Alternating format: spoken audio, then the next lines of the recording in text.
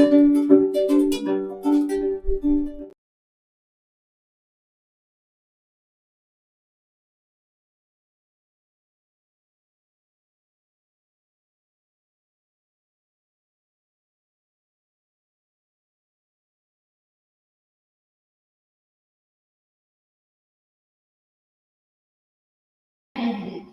should be driven by performance, results, delivery, and by development. And community. So we receive the admission, so I write the histories in TA, my papers in code, and give it back to my motherland in Bund. Bundle his life at a modern level. Traveled almost all over his life to secure the Gambia in the light. He was part of the engineers on governance and diplomatic mission. Visionary, ordinary, a circulatory to his ways, as he produced his doctrine. Innovation, non-innovation, missionary and admonition motivated us in kindness. Tumble with his book is this country is small. Let's put politics aside and work towards the developing it. Almost 50 years of his life was spent on the Gambia level. So I scripted this story to remind you of his glory. I call upon Gambians to walk on the road of corruption freely, indeed, but the review was the will of certain respecting groups. But it is for those who fear the Lord, the lofty mansion. When above and know there have been built beneath the flows of rivers of light. Such is the promise of Allah. Saya mukawanduletikum hakimima, berjika betul lekindi yang minute. You cannot make omelette without breaking eggs. Badar starter beralakumul sahyata. Saya abana fawarata. Sumahatin will join me. I thank you.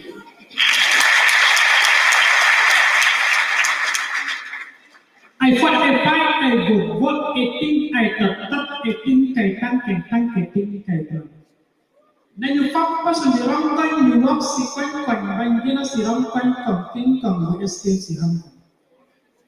Mijodi ma, mimigi ma, milandi ma, milanditi ma o jaman manggondet ni Rocky Farm, si Hilma manyaka ka mapigan wailo wal pagkala mahitaw. Si Atlas Sinton ni demunta khapte sumihan aksi anando dunga kacce man won sentu hindi mayubu madilan kampu wanyak kadis ni madal sentu sila was masal bito bodele bagare na wala bele finagudi. I now begin to think twice as my life is in Zambia. See, in this world we are living in now, the society, the nations, and the world at large I can no longer tell.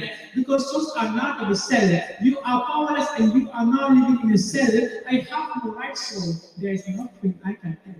Keep it so tight like a Nicholas is living cell, but bear this in mind, I am human like you, sorry. Tonight, pray for me to go to hell when my body will continuously get well. Si Agna si Tony ni Mangbenawa, nakni bukan rin ng kohola, ni rakas ni kanili ni wan ijam ng monwa, girwan masah siniwan ng kahang ng sumiri kai, sumiri sa asin kai. In this world we are living. Dili checking on the power in this affection, then I will say no, I am not just buying people so because we are working in movement every day like a TV show. See, if there is the mouth, the geography located on this arm will just have the call. This is not a determination, then let us not throw away the ball, score the opportunity you get without making any fault, because mankind are created only once but not twice. Then we have to do the best in this life. The journey we care to be so much hard is never, and will never to those that are willing to obey and comply. Score 100 of crickets in this world and mark as zero. Our Creator is the all-knowing and all-aware. I mean, I don't know why we choose to be blind, getting into the direction which is not right. How can we now differentiate the good and the evil? What can I do to recognize the enemies and friends? When shall we leave the dark for the light? When shall we choose the right of the fight? I ask many times because I'm seeing so many signs that testify and visualize the evils in our heart. Are we not into the story of battle? You need a bottle of water to paint your taste, then say you need to hustle. Don't correct the correct correction corrected by the correct, because the correct correction corrected by the correct is correct. I thought the tacting who has been thinking and thinking before me to think can talk about cleaning and from item.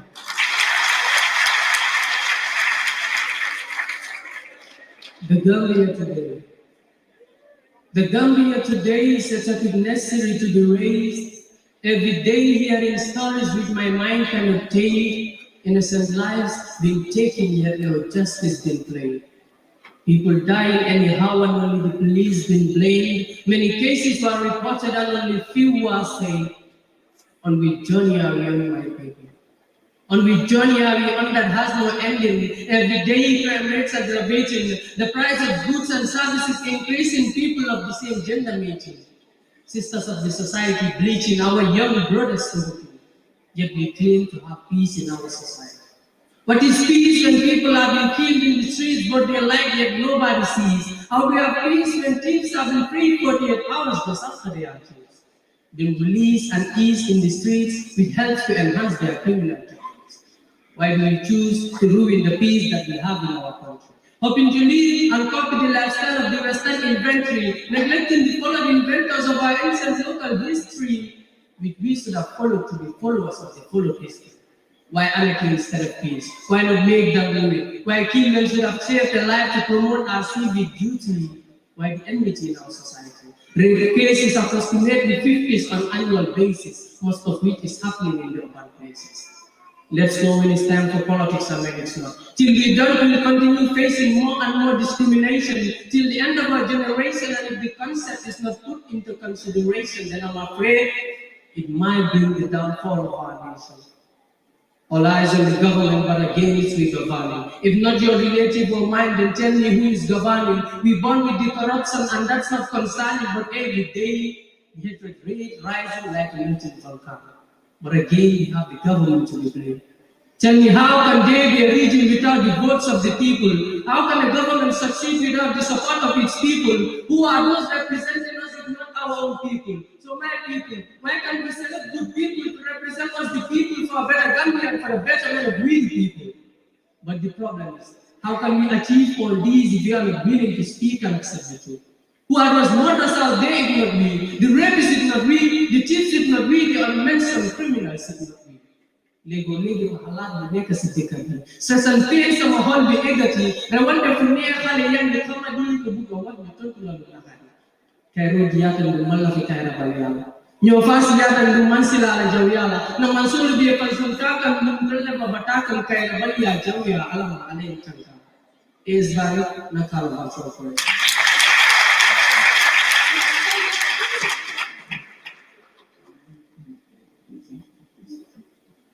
All right, thank you so very much.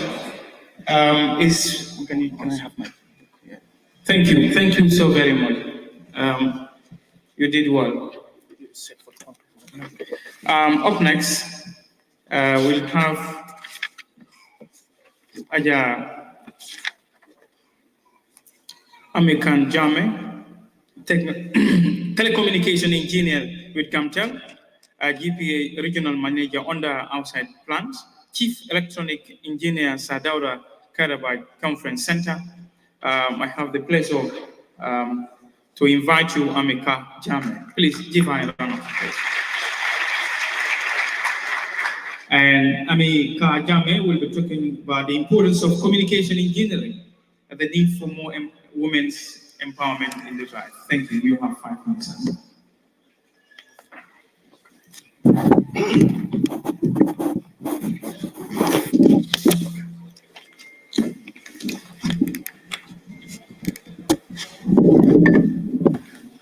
Assalamu alaikum, everyone.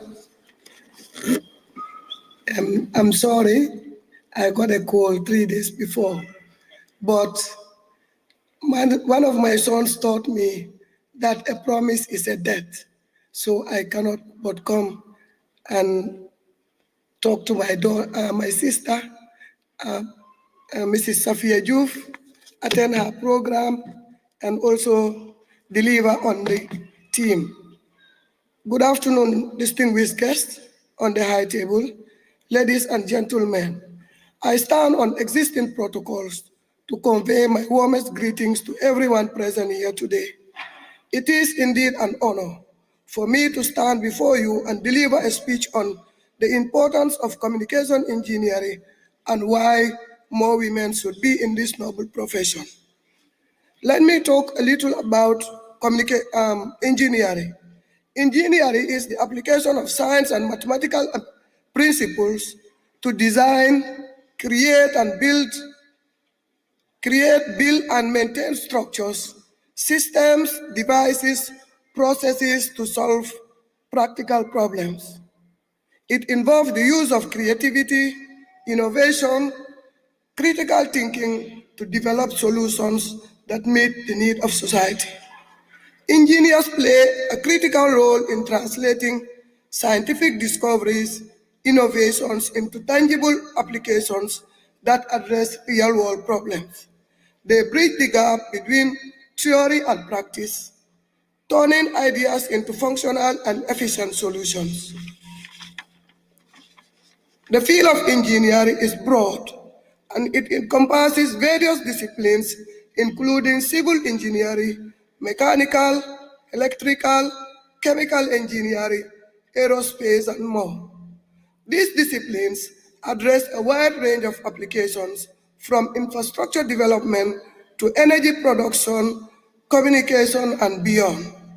In essence, engineering is a dynamic and evolving field that combines theoretical knowledge with practical application. And it is the engineers who shape the world around us. It is the driving force behind technological progress and societal advancement. In essence, engineers are the architects of a nation's progress and development. Back to my topic of discussion. Communication engineering is a specialized field within electrical engineering that focuses on the design, installation, maintenance of electrical communication systems, with the primary goal of transferring information from the source to the destination efficiently and reliably. Communication engineering comprises of a wide range of applications, from telecommunication, where they design the networks that transport data systems, that transport voice or data communication. They are also into the IT field, where they involve in the design and the management of computer networks, data systems, and many more. We are also in the field of closed-circuit television, where we design and install surveillance and security camera systems for monitoring and recording visual. These are not the only. Communication engineers can also find application in various fields, from telecommunication to the Navy, transportation, defense and security, healthcare.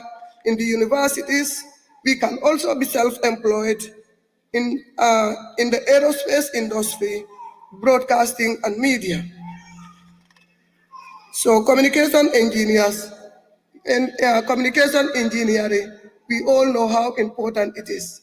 As youths of this country, I think it is a field that we can go into because we have a broad range of places where we can get employment as the list goes on. So why should women be part of this noble profession?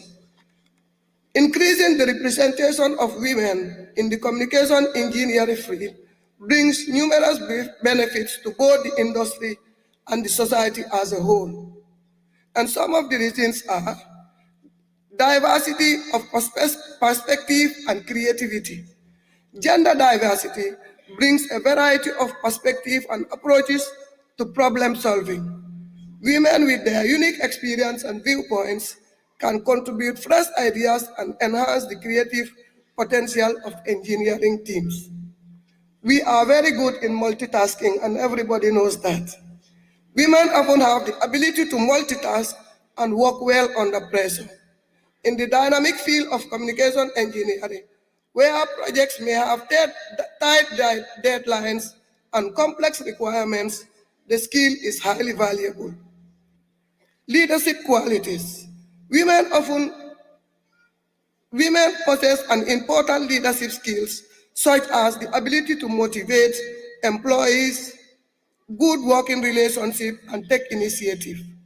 Diverse leadership skills enhance team dynamics, and foster an inclusive and a supportive work environment. Women in the engineering field can also be role models. Increasing the number of women engineering provide a positive role for future generations. Women engineers can inspire young girls to pursue STEM, which is science, technology, engineering, mathematics, and can break this gender stereotype. Economic empowerment.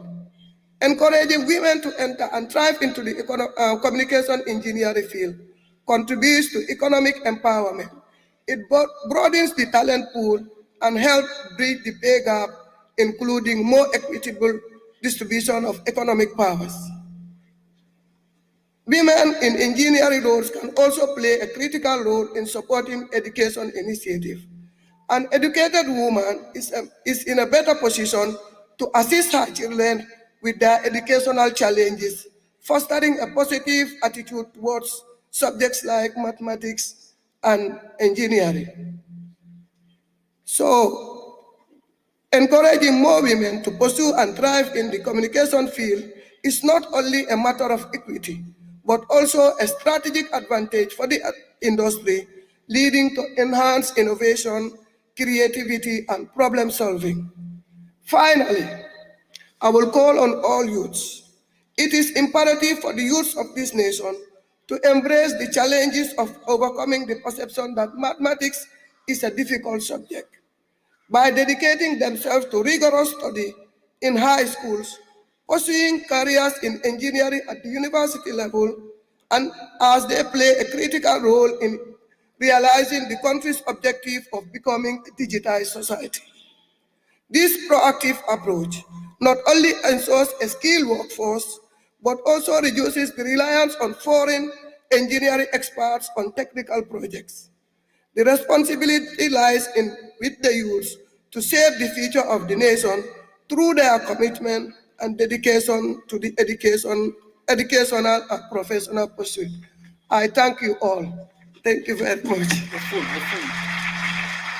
No, is it mine? No, it's not mine. All right, thank you so very much, Ma. You spoke well. You have spoke about very, very pivotal part, especially in our this contemporary world. Engineering is a very significant aspect of our development, and then others will argue to say the reason why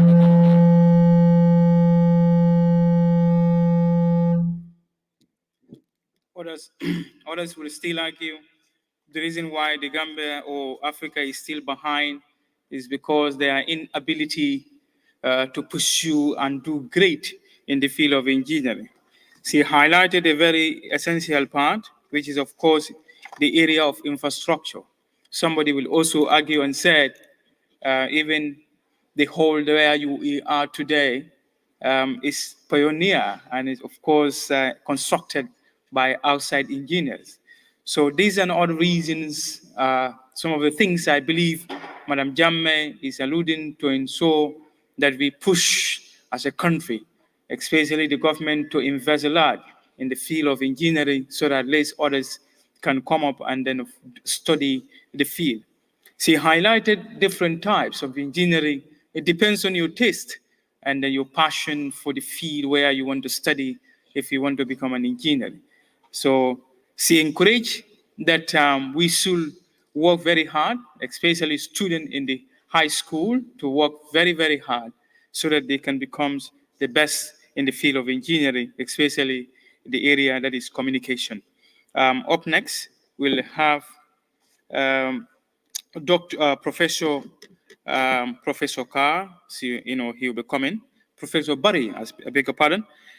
He served as the permanent secretary to several ministries in the Republic of the Gambia, the Ministry of Higher Education, Research, Science and Technology, Ministry of Health and Social Welfare, Ministry of Youth and Sport, Ministry of Defense, and an Office of the President. He holds a BA in English from the St. Mary University, Halifax, Canada, a member of the Arts in the semiotic, a master of philosophy. Thank you so very much. Professor Barry is an accomplished academic and literacy and editor research. He is reception of several international awards. Mr. Barry, Professor Barry, please, you come on stage. Thank you so very much. Please give him a round of applause. And thank you so much for coming once again. Okay. Assalamu alaikum. Bismillah ar-Rahman ar-Rahim. Wassalatu wassalamu ala Rasulillah wa ala alihi wa sahbihi wa man wa'ala. I extend greetings to everybody here present. I am invited to speak on the importance of writing. And I thought I could have spent the whole day today just to speak on that topic. But I was told to speak in 5 minutes. And I realized that it is impossible. So I'm going to summarize the summary of the summarized speech. So I'm not sure how that is going to be. But let me, first of all, acknowledge people on the high table. I respectfully acknowledge all of you, some of whom I have had the privilege of working together in my professional capacity, others who have been my mentors also. It doesn't matter how old I look. There are others who are older than me on the table. Alaji Ambassador SRC is my elder brother. He's my mentor. We've been together for more than 30 years. We've struggled together. No, 40 years. I'm in high school. He was my elder at that age. And also, we did our HTC together. He was my elder brother, really, who has seen me through, advised me on difficult times, giving me hope. And Honorable Mamadou Sabali, you'll be surprised to learn, was my first boss when I started public service as permanent secretary officer of the president. He was then the secretary general and the minister of presidential affairs. And he guided me through difficult experience as a public servant because I was more of an academic and we are spontaneous and sometimes a bit rash. So we needed somebody to coach us, to put us to, bring us back to what public service looked like. So thank you very much. And not only that, long before that, I had the privilege of knowing him too, more than 20 years ago, when we established the first association of writers. Okay, probably that is preposterous to say. We established the Association of Authors and Writers in around 2002. And he was very passionate about writing then. And we had many book launches at the time, many trainings that were funded by Macmillan at the time, by the late Theophilus George. And so if you see him now, you think that he just started writing yesterday, but he has been in writing so many times. And by the way, he mentored so many people before he even started writing. So I know of that because I've been one serious critic of literature at the time. And I've published many articles on the newspapers at the time. He knows what I'm talking about, but I'm very happy to see he's still mentoring and supporting youths, particularly in the area of writing. Thank you very much, Honorable Sabali. I know many people are not around now. Ali Ujiba is considering himself my father, so I'll give him the privilege for today. But we've had also the privilege of knowing each other since University of the Gambia started. I want to also recognize the fact that Saffiatou Joof is an exceptional lady. Exceptional lady. To tell you the truth, I have been to many, many book launches, but this is one of a kind. I have not been in her previous book launch. No, I wasn't here. So I cannot tell in comparison.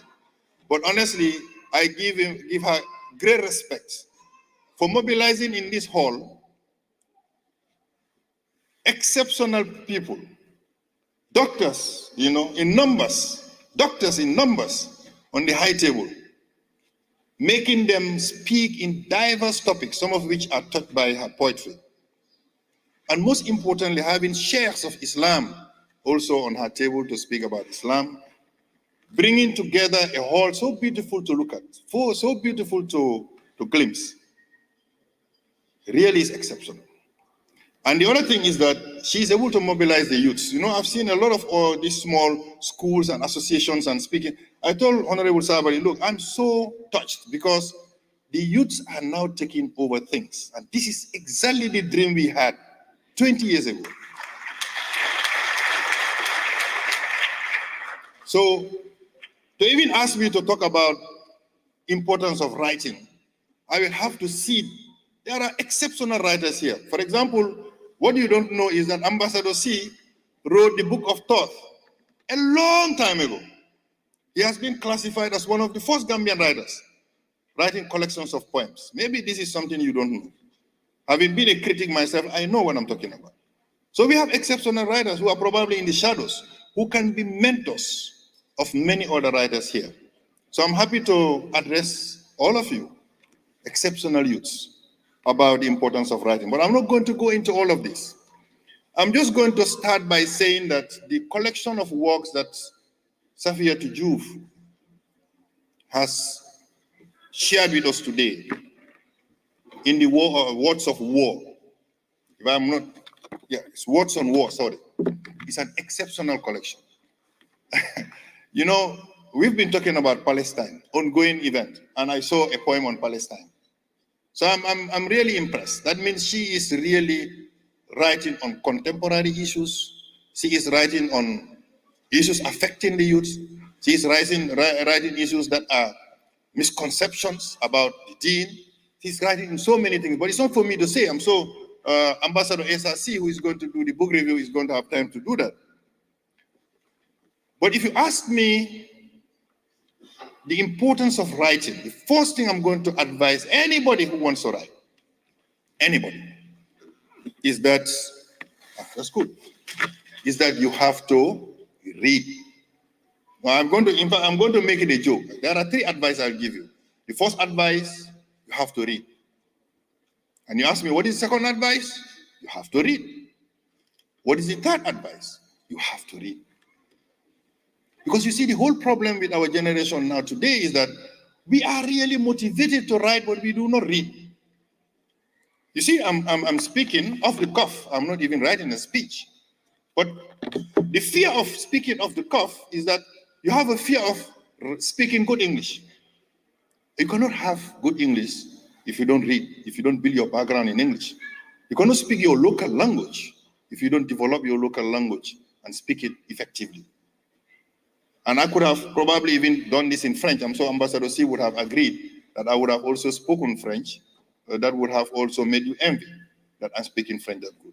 But all of this is to point to the fact that if you do not read, then there is no way you can master anything. Look, Islam began with a word that everybody will have no doubt about. Iqra. What else are we going to worry about? I mean, if Iqra is already the first word given to our Prophet Muhammad Sallallahu Alaihi Wasallam, which means read. Already, we have been told by our own Creator that the most important element for us to do is to read. There is no way we can know ourselves. There is no way we can understand our deen. There is no way we can understand the purpose of our existence. There is no way we can write effectively if you do not read. Now, what should you read? That matters too. You are not required to read any junk that you see. And by the way, if I mention junk, I'm sorry to say, but the social media is about 60% junk maybe and 40% good. So the social media might be an area to use to read, yes, but please choose. You have to filter the things that you need to read. You have to choose the good books that you need to read. And one of those is the Quran. If you want to be a good poet, the Quran can be a very good book to read. And I'm happy to say I have Omar NK around, who is also leading a group of very young, talented people who are developing poetry in Islam. And you see, to just buttress to all of you, I'm not sure why Chernobyl and others did not come, but you see, poetry from the beginning has always been oral. Yes, it's good to read it, but it's far much better to listen to it. Why? Because if you listen to poetry, you capture the rhymes, you capture the images, you capture the complexity of it all. Now, have you noticed when the Quran came, to whom it was given? It was given to someone who cannot read. And yet he was asked to read. Because when he recites the Quran, you understand poetry out of it. It is so beautifully crafted in Arab that how many of you have listened to the Quran recitations earlier? The last person to recite, all of us were so emotionally touched. Because if you listen to beautiful recitation of the Quran alone, there is something that steers into your body. There's something that makes you want to cry. Or it makes your hair to raise up. Why? Because of the beautiful recitation. You don't even need to know the meaning. So what it means is that poetry itself is meant to be recited. When we are reading it, we are writing it because we want to capture it for posterity. We want many other people to be able to read it tomorrow in public. So I'm hoping before the end of this, we will have at least 1 or 2 or 3 other poems to read. Now, because my time is almost up, I want to give a teaser about the writer, Saffiatou Joof. We discovered Saffiatou, for me in particular, mostly on the social media. And she was provocative on 2 issues. One is the man with beard, and 2 is on short people.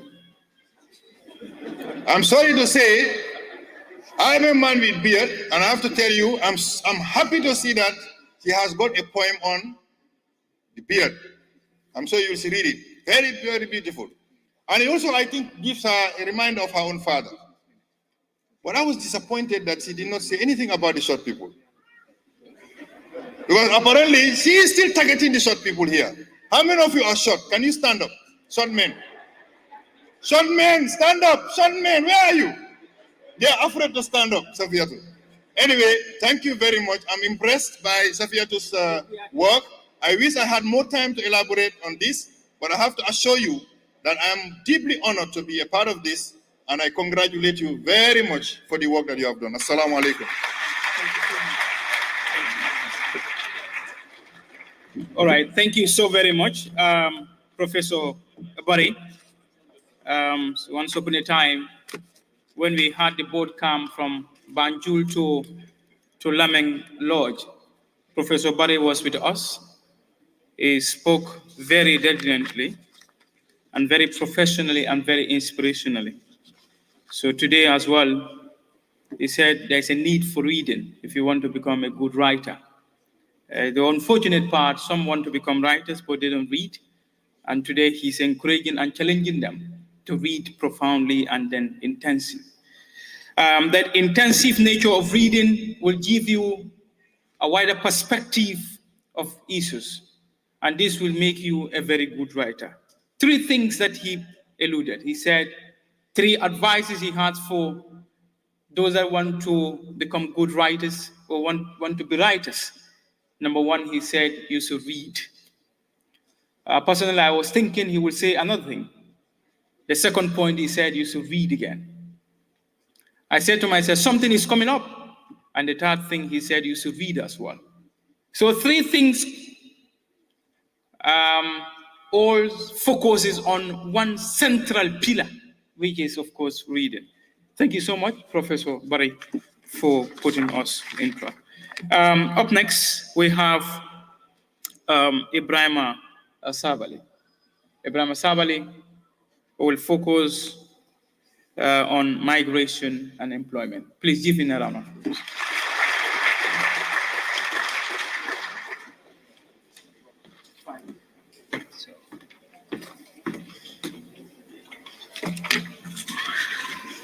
Assalamu alaikum. To begin my presentation or speech, well, Dr. Chaunabari, I'm a tall guy and I have beards. So I guess I am qualified. Now, my presentation is supposed to focus on youth employability and migration, with special focus on irregular migration. I was born and grew up in LRR in Queenala, where I did greater part of my education and childhood. And in there, I had good connection with young people and in the environment. And amongst the young people that I had a close relationship with was Lanyara Sanya. Lanyara and I were age mates. We shared the same classroom from nursery to primary down to junior education. And beyond that, we were in the same club. We played for the same football team. And we shared unforgettable memories along the way. 6 years ago, my friend, my brother, took on a journey where he went in search for greener pasture. 6 years ago, my brother and friend went on a journey wherein we have not seen him, nor has we heard from him. And nobody knows where he is 6 years ago to date. Truly, my brother went on a journey of no return in search of greener pasture. But my brother is just one out of many thousands of young people from this country and the sub-region that went on this journey.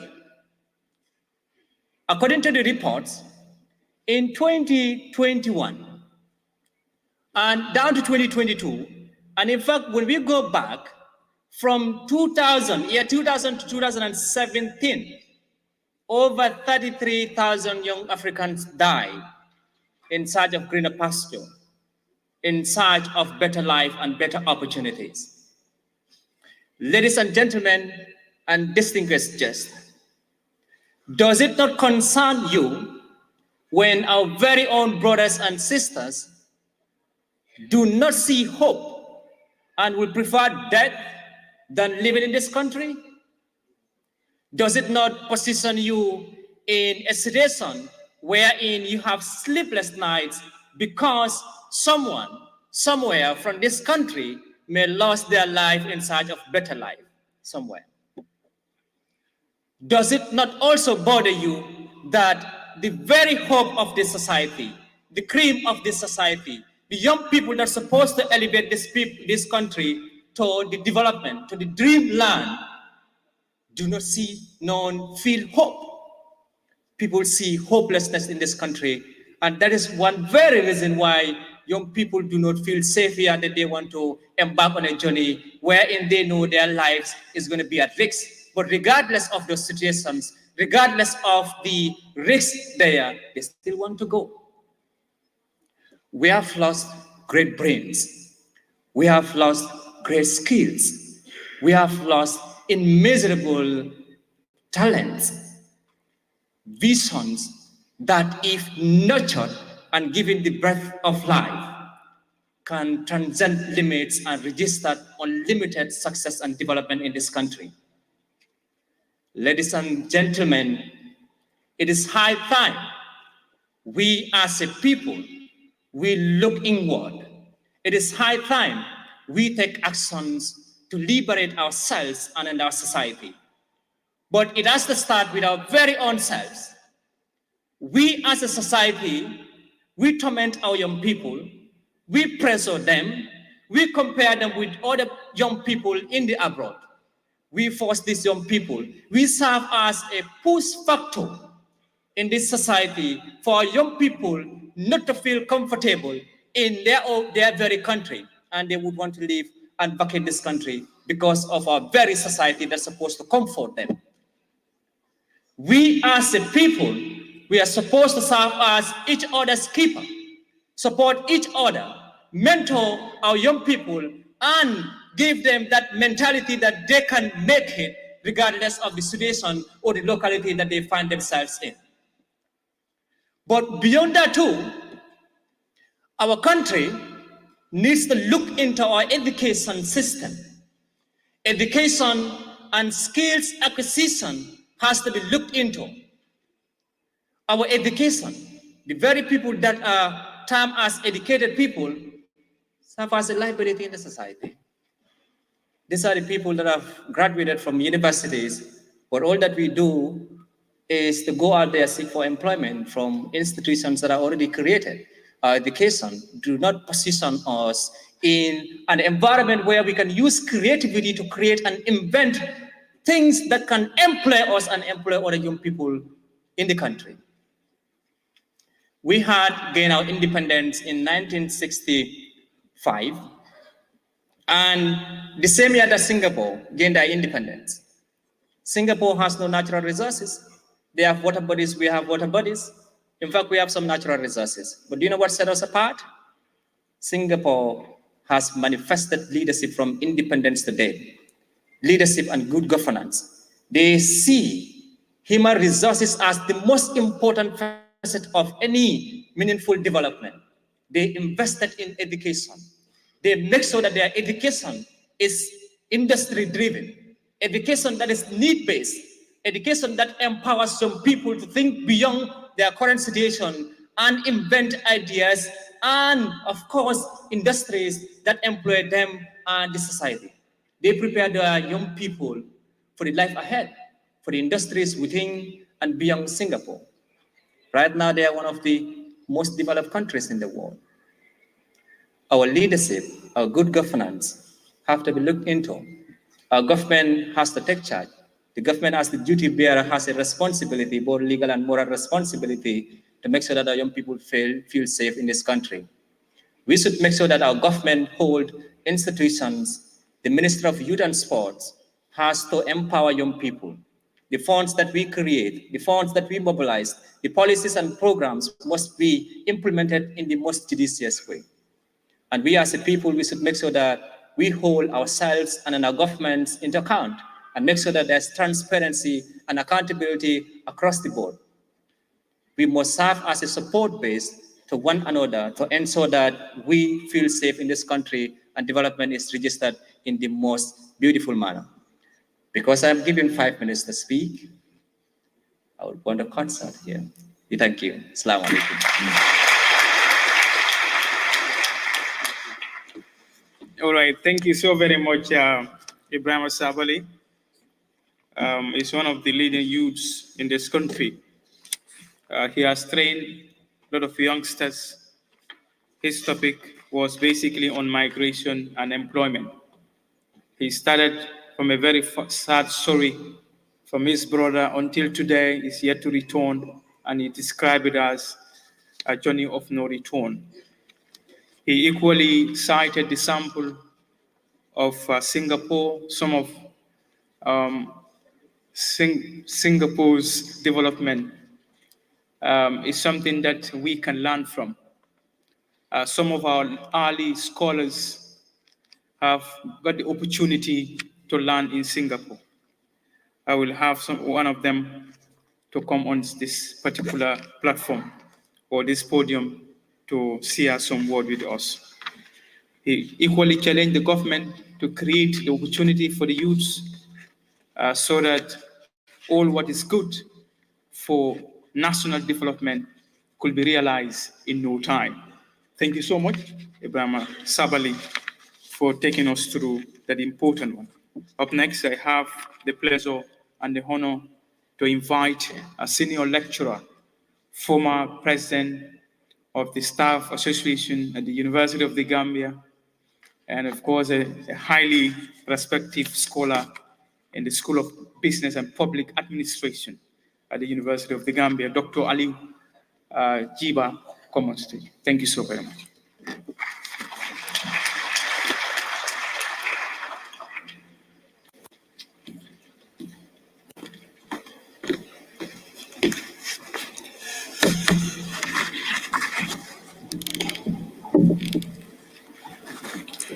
بسم الله والصلاة والسلام على رسول الله وعلى آله وأصحابه ومن تبعهم بإحسان إلى يوم الدين وسلم تسليما كثيرا أما بعد السلام عليكم ورحمة الله وبركاته.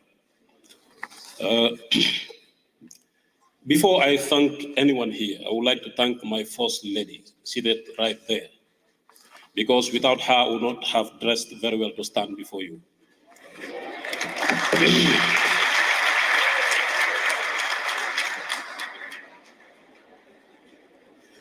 We spoke about women empowerment, and this is the first stage of empowering women, because the Prophet ﷺ never stopped mentioning the name of Khadija, radiallahu anha, and that there were many factors responsible. I thank everyone on the high table. If I call names, I may make some mistakes, but I have colleagues whom I worked with before. Professor Barry was my lecturer. He taught me use of English at the University of the Gambia.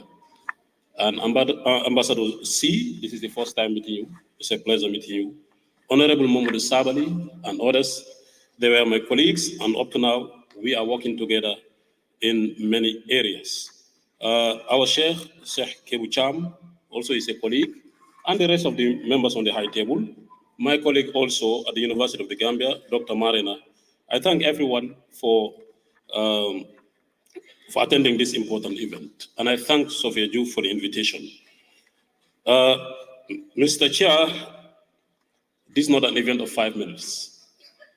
This is an event of 10 minutes plus, because it is once in a blue moon. And we, the lecturers, we don't speak for 5 minutes. You know that. So please, when I'm done, I will let you know to come and alert me. But sure. I was asked to prepare a speech for 10 minutes. So I have to exhaust the time. And before we meet here, we don't know whether I'll live up to that time. But we ask Allah to grant us a long life full of blessings. I'm giving the topic to address the issue of women education. An Islamic point of view. What does Islam say about women education? Some of the speakers, previous speakers, they have shed light on this. And Professor Barry also spoke about Iqra. Fortunately, he touched some parts of my speech. Distinguished ladies and gentlemen, knowledge gaining and application, I repeat, knowledge gaining and what? Application. This is enough to write a book. You gain knowledge and apply. Engineering, construct. You are a medical doctor, cure people. You are a lecturer, teach quality education. You are a writer, write things that can motivate people. So knowledge gaining and application. You are a scholar, academic, Islamic, put it into practice, and that can change the world.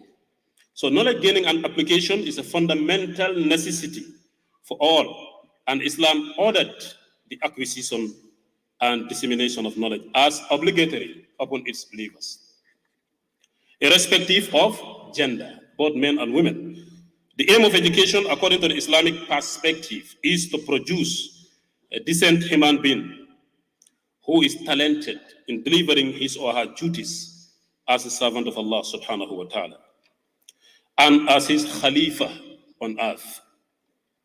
Islam is the only single religion in which the first direction revealed was the direction of education for both genders. The obligation of women and men to study has been confirmed and acknowledged by the Sunnah of the Prophet ﷺ. Preventing women and girls from receiving quality education is preventing them from fulfilling the divine obligation commanded by Allah subhanahu wa ta'ala and intervening with their akhirah or afterlife. I mentioned quality education because we know the sustainable development goals, or one of them, people, they normally mention education for all. I said no. Quality education for what? For all. The word quality is very important here. It reminds you to be quality oriented, whether you are the student or the lecturer. So we have to be very careful on the terminologies that we use.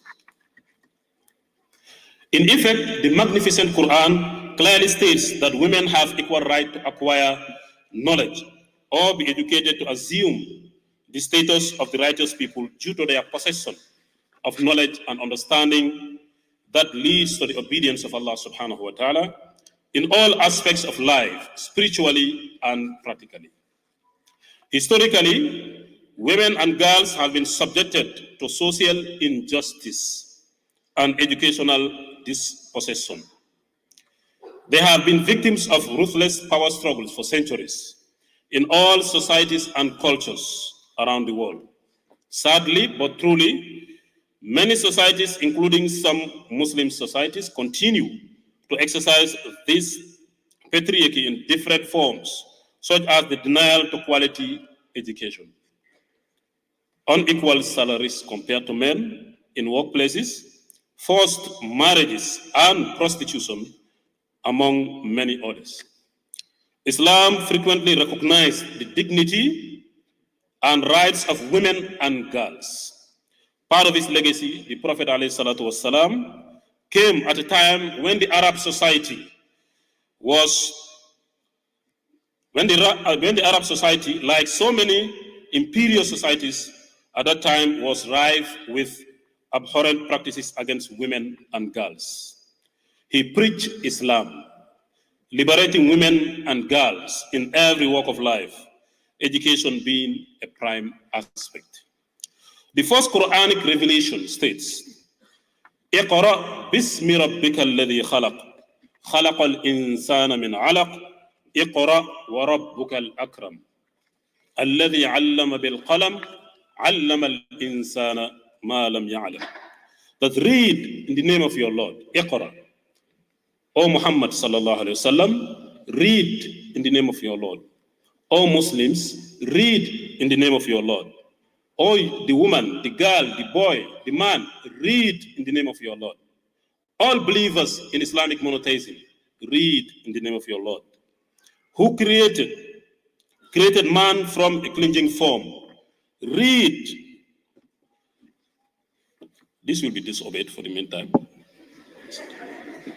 Read, your Lord is the most gracious, who taught by means of pen, taught man what he did not know. So these were the first verses revealed, and they're very important. Professor Barry has emphasized the importance. Reading is very important, but the culture of reading, whether it's conventional or Islamic, has been faded away, or is fading from the Africans. It's no more a culture. These verses address humankind to seek knowledge and delve in critical thinking. The emphasis laid in the acquisition of knowledge in the above verses surpasses any statement or action denying women and girls the right to quality education. Had these verses only been for men, it would be inconceivable to imagine the extent of progression that the society made in a mere 23 years. That is the entire duration of the revelation of the Quran. In another verse, Allah subhanahu wa ta'ala says, Kitabun anzalnahu ilayka mubarakun liyadabbaru ayatihi waliyatadhakkara ulul albab.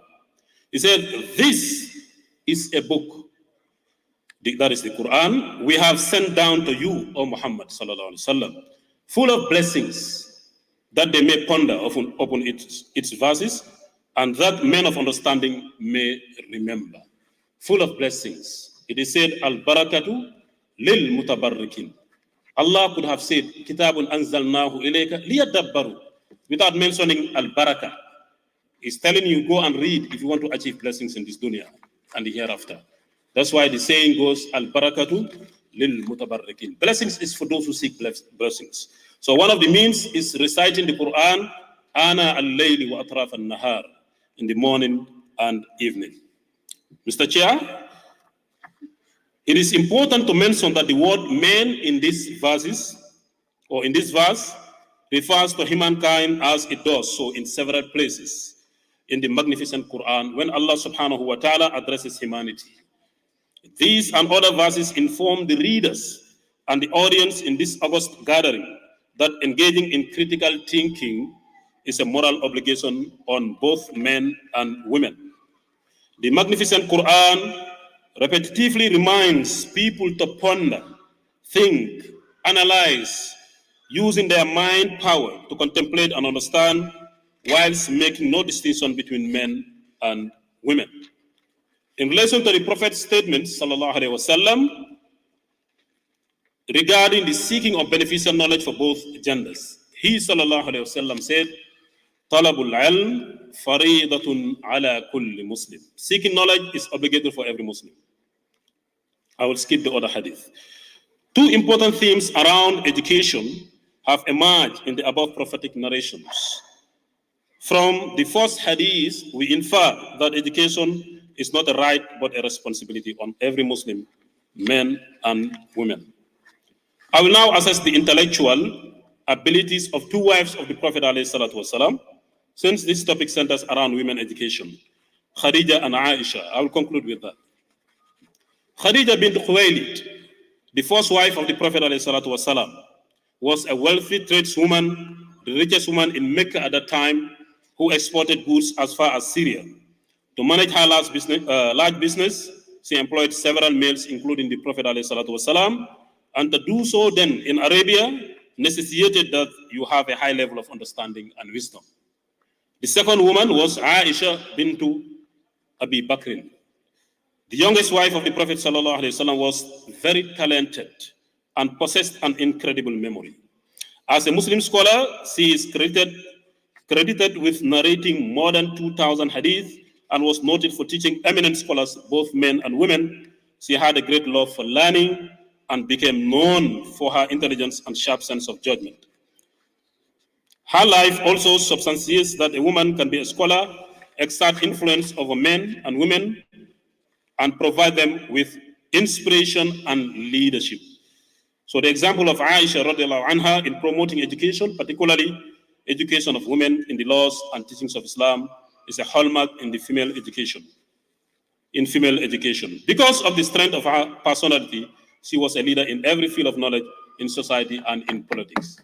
So to conclude, in our recent time, women and girls are highly encouraged to be educated in all fields relevant for national development after the acquisition of the fundamental Islamic knowledge.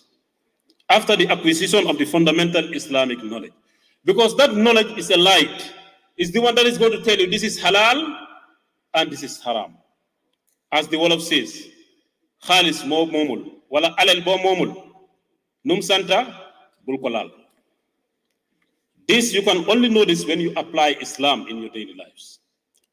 So Khalis mo momul, bulkolal la santa, wala baikofa. That is not happening among the Muslims today in the Gambia. 95% Muslims. So therefore, if you practice Islam, there will be no corruption cases in our daily newspapers. So therefore, Islam, here we need Islamic education first before conventional education, which is a lie. So therefore, women and girls are further advised to study medicine, nursing, midwifery, because dealing with pregnancy and surgery requires a woman to deal with a woman. I thank you for your kind attention. We ask Allah subhanahu wa ta'ala to bless us. Wa sallallahu ala nabina Muhammad wa ala alihi wa sahbihi ajmain. But if I violated my right. It's okay. Thank you. Thank you. All right. Thank you so very much, Dr. Ali Ujiba. His speech was on the importance of women's education in Islamic perspective. Importantly, he highlighted the issue of knowledge and applications, which is fundamental. And he also pointed out the issue of having quality education, because any progressive nation, the need for quality education is very, very important. And that's why he called on for quality education. Up next, we'll have speak by Amadou Eba. Amadou Eba, please come on stage. Thank you so very much.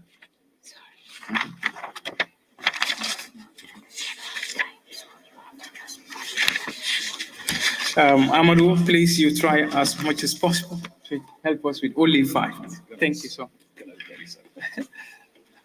Assalamu alaikum. How many of us here agree that the number of mobile phones we have in this building is more than the number of people? If you believe, can you raise your hand, please? Thank you. So my conversation with you guys is with regard to cybersecurity. I am Amadou Ba, the president of the Gambia Cybersecurity Alliance, and also currently the president of Africa Cybersecurity Alliance. Cybersecurity is very, very important. I'm going to break this thing down for you guys into 3 fundamental pillars. And this is people, technology, and processes. Now, people, we build the technologies. We invent these technologies. But also, with end users, we build them, we deploy them, we use them.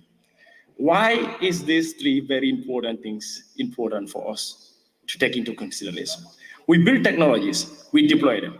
Now, when technologies are deployed, one of the key fundamental pillars that we've emphasized or that we focus on is to have policies and regulations in place in order to govern the use of those technologies. And when I say the use of those technologies, let me say ethical use of those technologies. This is very, very paramount. Paramount because we are in the 21st century. Statistics have shown every day mobile phone users touch their mobile phone 2,600 times a day before you go to bed. 2,600 times. How many of us in this building do know our mobile phones, the amount of information they know about us? How many of us? Do we know that our phones knows us more than we know ourselves? Now, sometimes people are surprised. You sit in a hall, you connect to a Wi-Fi, and you do a post on Facebook. And Facebook will tell you, you are with. So probably you don't want to, I don't want to Sanusi to know I am in the building. And I made a post. But the algorithm knows that the proximity technology that is deployed on mobile phone detected Sanusi close to me. And this is why whenever I post in an environment where Sanusi is within the proximity, Facebook is going to suggest, because the algorithm does that, it's going to suggest that Sanusi is close to me. Now, cybersecurity is becoming a global phenomenon because technology is trending. Governments are struggling to protect their critical infrastructures. A very typical example is in November 10, we have seen the Central Bank of the Gambia was being hit by a ransomware, thereby paralyzing the central bank to deliver services.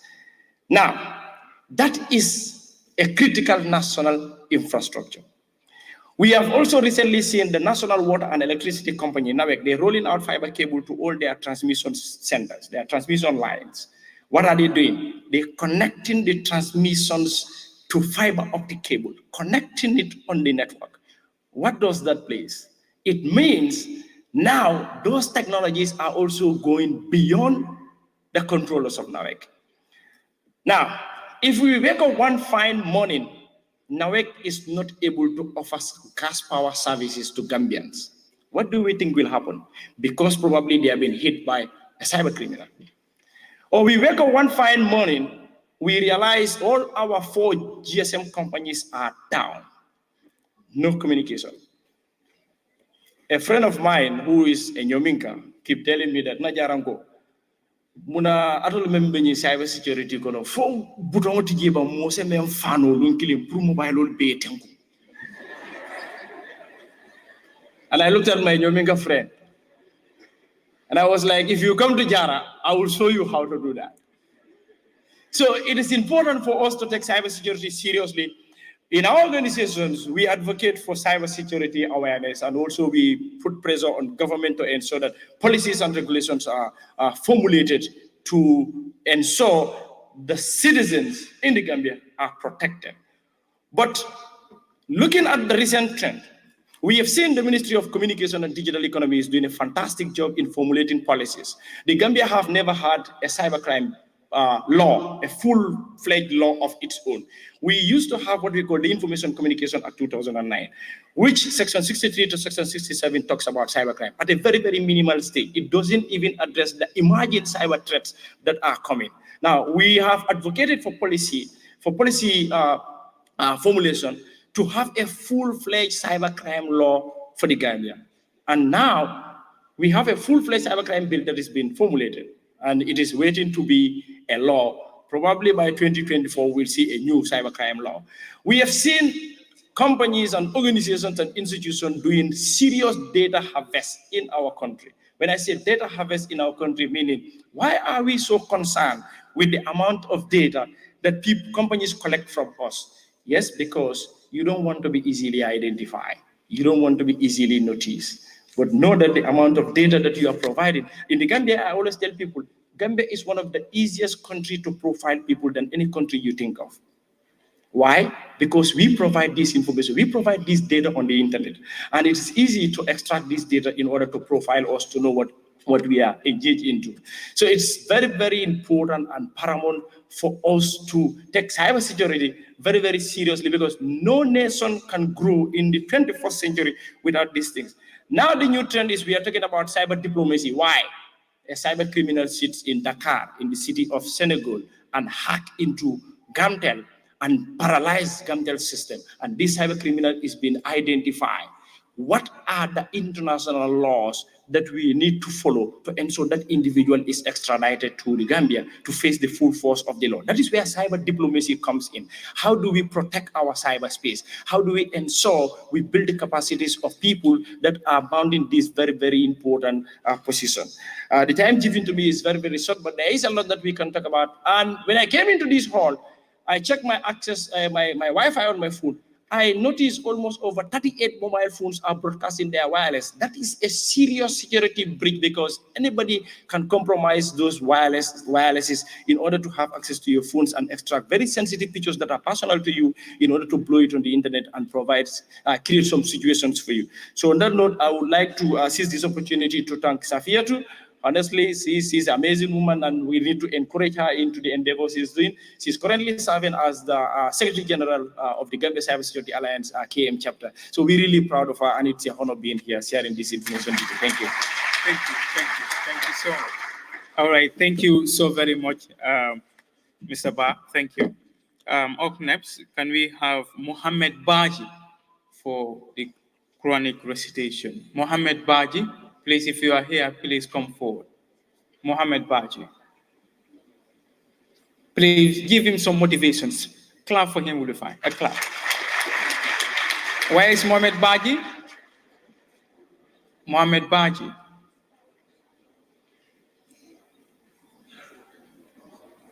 Mohammed Baji. Well, I thought he was the guy that he's coming out. Okay. Well, I'm sorry, we cannot wait for him. We'll call on the Deputy Chief Executive Officer, OIC Secretariat, the Gambia, Diplomat, Security and World Affairs Analyst, Mr. Ambassador C. Mr. Ambassador C, please come on stage. Thank you so very much. Please, a round of applause for Mr.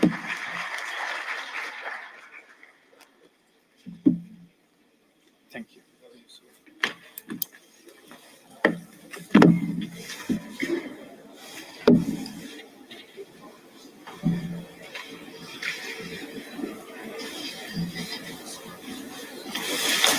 بسم الله الرحمن الرحيم الحمد لله رب العالمين الرحمن الرحيم مالك يوم الدين إياك نعبد وإياك نستعين اهدنا الصراط المستقيم اهدنا الصراط المستقيم اهدنا الصراط المستقيم اهدنا الصراط المستقيم اهدنا الصراط المستقيم صراط الذين أنعمت عليهم غير المغضوب عليهم ولا الضالين آمين يا حي يا قيوم برحمتك أستغيث. Good evening, everybody, or good afternoon, and it is with pleasure and honor that I recognize the presence of brothers and sisters seated in this place. I will return the greetings of my little brother, Dr. Cherno Omar Bari, but I want to tell you a little story about Dr. Omar Bari. You can ask him why he was reciting Surah Tabbat Yada in an aeroplane one day. He will tell you. All right, so Saffiatou, thank you for inviting us.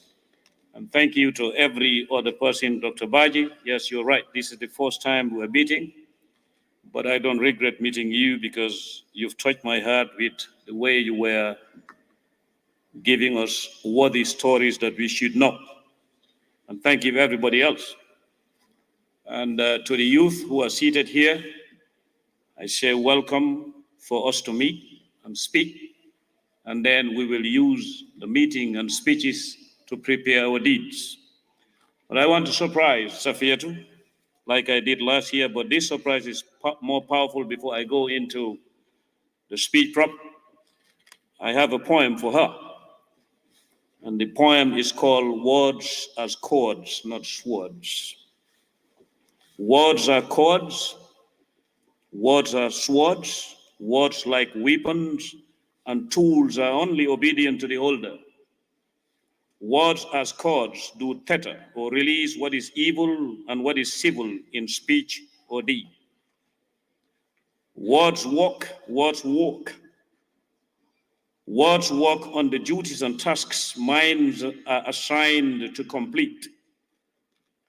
Words walk minds through the mazes of challenges when feeling and thinking. Words are the lords of speeches.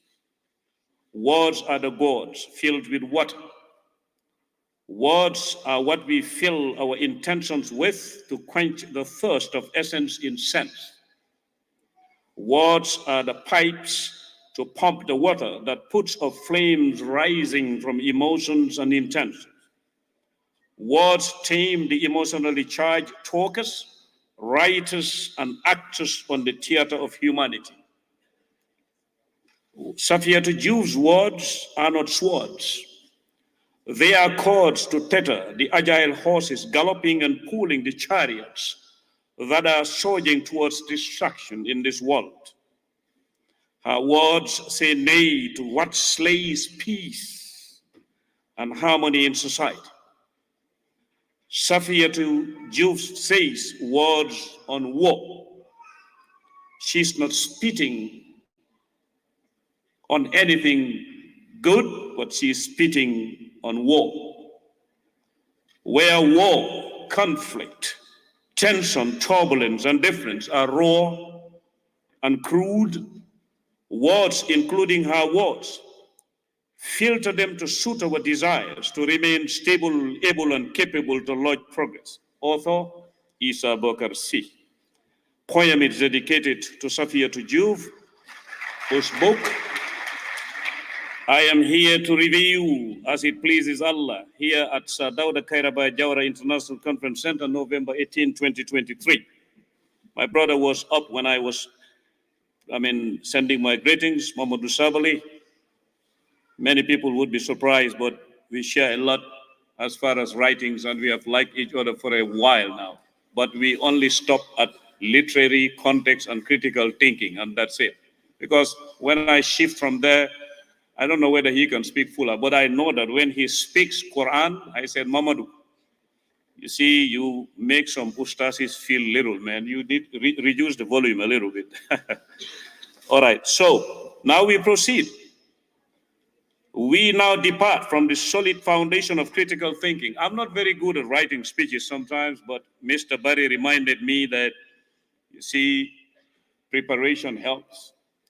I could have just stood here and speak in Fula and go and speak in Mandinka and go and speak in Wolof. Well, you know I can speak Wolof because I have a Wolof wife. How can they give me a wife if I don't speak Wolof? Okay? But what is critical in thought makes thought critical. Essential at the end would not be a decimal. It will instead be the formula we can use to get good results. Where thought isn't critical, or what is not critical in thought, then it would remain a patient that should be treated, then cured by our Creator. Remember, we treat, we don't cure. Nobody cures, it's only Allah who cures. What is not critical in thought makes thought tasteless and vulnerable to desires. And these desires are the diseases of our society. And they have always been.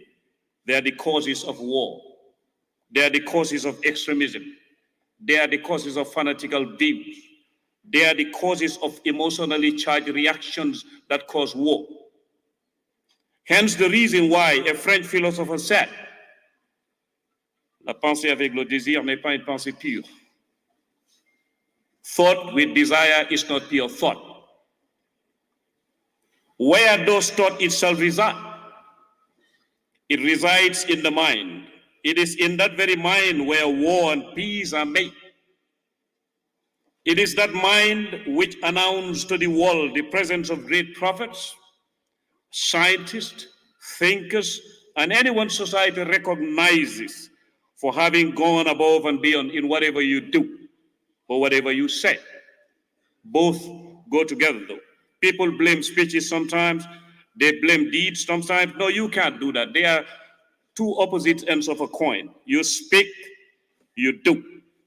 I will attack my in-laws here. Usually you hear the Wolof say, ku wax ñu xam la, déedéet. Man weddi naa ko. I deny it. If you speak, you are known. No. Ku wax ca jëf ñu xam la. Sometimes people say things they cannot do. So you have to match the two. Evil speech, evil deed. Then you are evil. That's it. No mathematics on that one. It is 1 + 1 equal to thought process. Now let's proceed.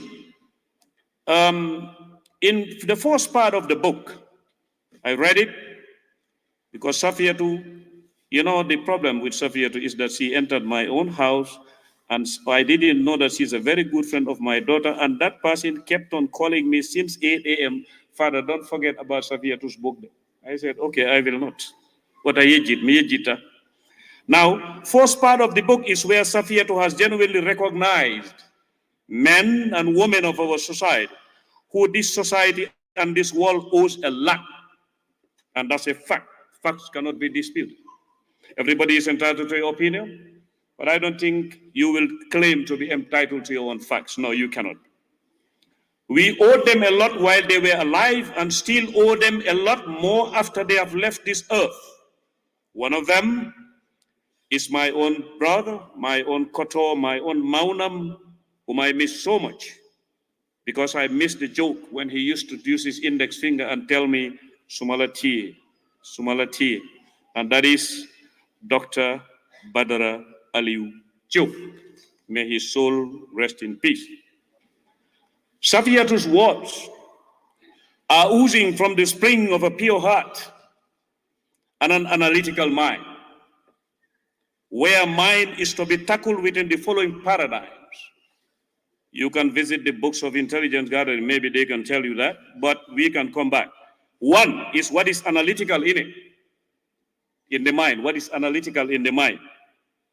Two, what is of will in it. Three, what is of food for the soul in it. Four, finally, what is of emotions in it. We can bring back Saffiatou's mind in the laboratory of analysis, in the laboratory of anything analytical about human behavior. What will it give you? Well, it will give me this. Finally, what is of emotions in it? Like I said, we can bring back Saffiatou's mind in the laboratory. It would then leave Saffiatou's mind with us within reason and rationality. No emotions. Her writings are guided by reason and rationality. Ultimately, what comes next? Her mind and heart have found a comfort zone in imagination, where they will taste the sweet fruits or palatable dishes Albert Einstein made reference to in his famous quotes. What did we pick from those quotes? Knowledge is what has already been acquired, whereas imagination is sweet. If you want to know how sweet imagination is, ask Saffiatou Joof. She will tell you. Exact words we would leave with Albert Einstein. We are not going to quote him exactly. On our side, let's hear his mind in the simple way. Imagination, I would advise here today, should be attached to, not detached from, what is essential in our own existence. From the context of faith, from the concept of faith, is where Isa Bokarsi speaks. Anything absent of what will come from Allah, count me out. Here we are in existence and left to understand why we are left between celestial and terrestrial culture. There are principles to guide us in what is essential. The principles have already been identified by Allahu Akbar through his Prophet Muhammad sallallahu alaihi wasallam. Yes, as human beings, we are lodged in existence coming from non-existence. Without any doubt, we will for sure return to non-existence within the context and the concept we know it in our minds and hearts. Mr. Chairman, how many minutes do I have? Huh? Okay, never make the mistake of giving a microphone to a diplomat and a politician. You will regret it. So we have one diplomat here and another politician coming. My body die for you. Okay. Now let us go further down. You see, when you read Saffiatou's book, you will see that she's using awareness as an ignition key of society's dormant engine. As far as reading culture, we don't read in the Gambia, even outside. You know, it makes me sometimes the lugay wahati taisa, luhewati taisa. You are out. You should be in. It's Gambia. It's your Gambia. What those point newspapers say today, you will say, oh, what Dr. Barite. If you ask me, Isa Bokasi, ask the people I work with, I tell you, man, yes, because the thing is, we should stop this they extracting yourself from responsibility. It is not they and you, it is Gambia, it's all of us. So let us be reading. Language itself, he is here, he is a linguist. He knows what I'm saying. Language has 4 abilities: the ability to listen, the ability to speak, the ability to read, and the ability to write. Some people will tell you, oh no, you know, this is not our mother tongue. It's English. Why did you choose it for it to be official language? If you want to reject it outright. Don't write letters, don't go to meetings, don't do anything.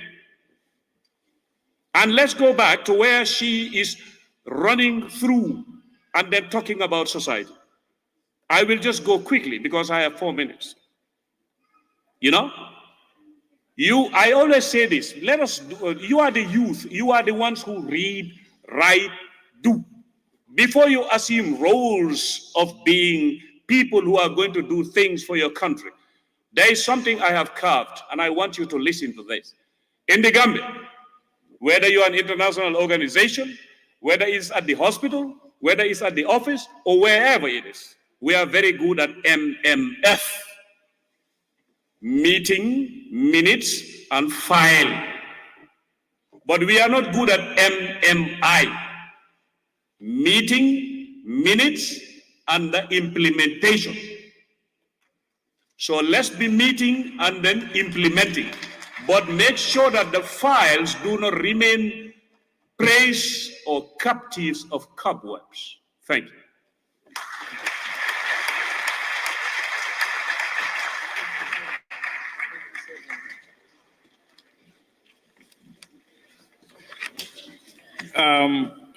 Thank you so very much, Ambassador C. I was listening. I was equally very inspired by the words that you put forward.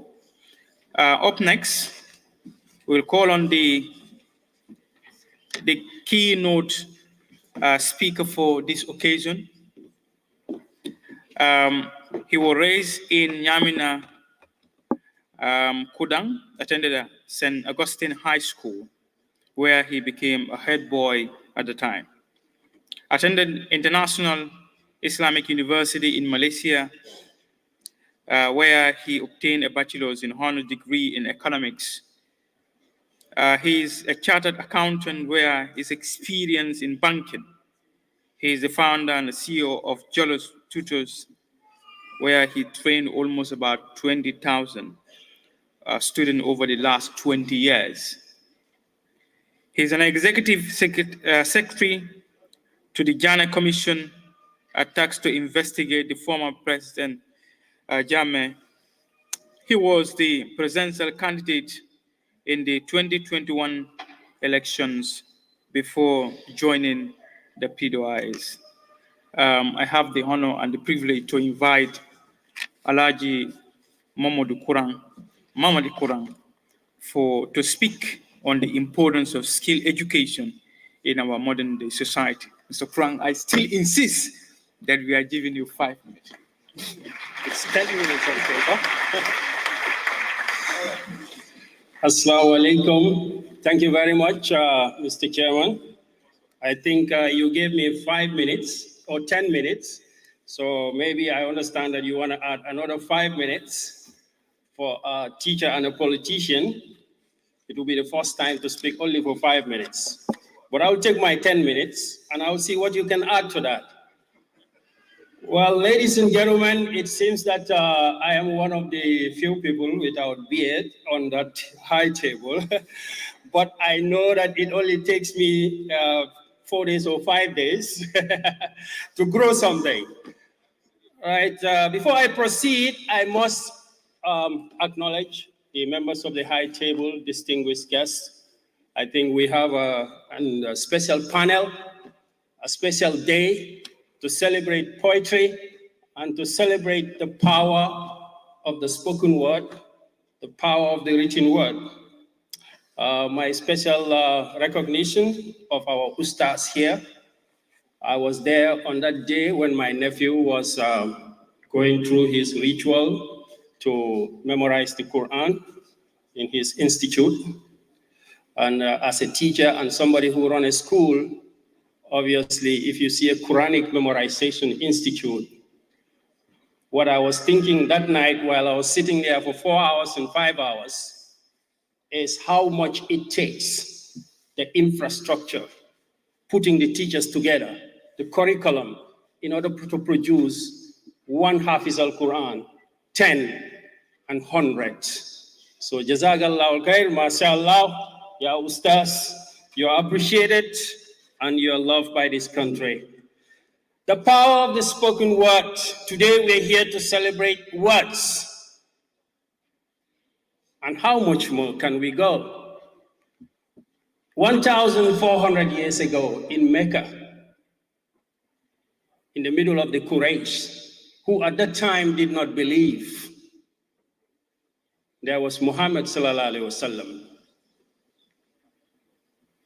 Auzu billahi minash shaitanir rajim, bismillahir rahmanir rahim. Wan najmu iza hawa ما دل صاحبكم وما غوى وما ينطق عن الهوى إن هو إلا وحي يوحى. So a man spoke, and what did the Quraysh say? He is talking about seeing Jibril. He is talking about the night visiting the 7 heavens. And they said he was a madman, some of them said. وَمَا صَاحِبُكُمْ بِمَجْنُونٍ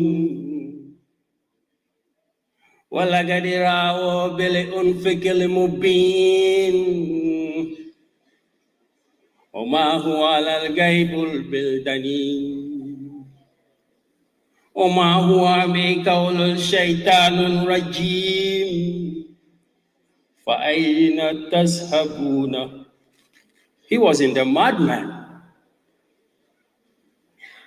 To appreciate the power of words in the contemporary times, we cannot go further without talking about Julius Caesar, Shakespeare. In the words of Julius Caesar, when the conspirators were gathered in the Senate of Rome, they have already decided his fate. When the soothsayers have told him that Caesar, you will be killed. And what did he say? Cowards die many times before they are dead. Valiant, great men, brave men die only but once. When they asked him if he was afraid of danger, and what did he say? For even danger knows that Caesar is more dangerous than he. The power of the spoken word travels centuries, thousands of years, those words still echo. When his body was laid in state, there was Mark Antonio, friends, Romans, countrymen, lend me your ears. I have come to bury Caesar, not to praise him. For the evil that men do lives after them. The good are often interred with their bones. So let it be with Caesar.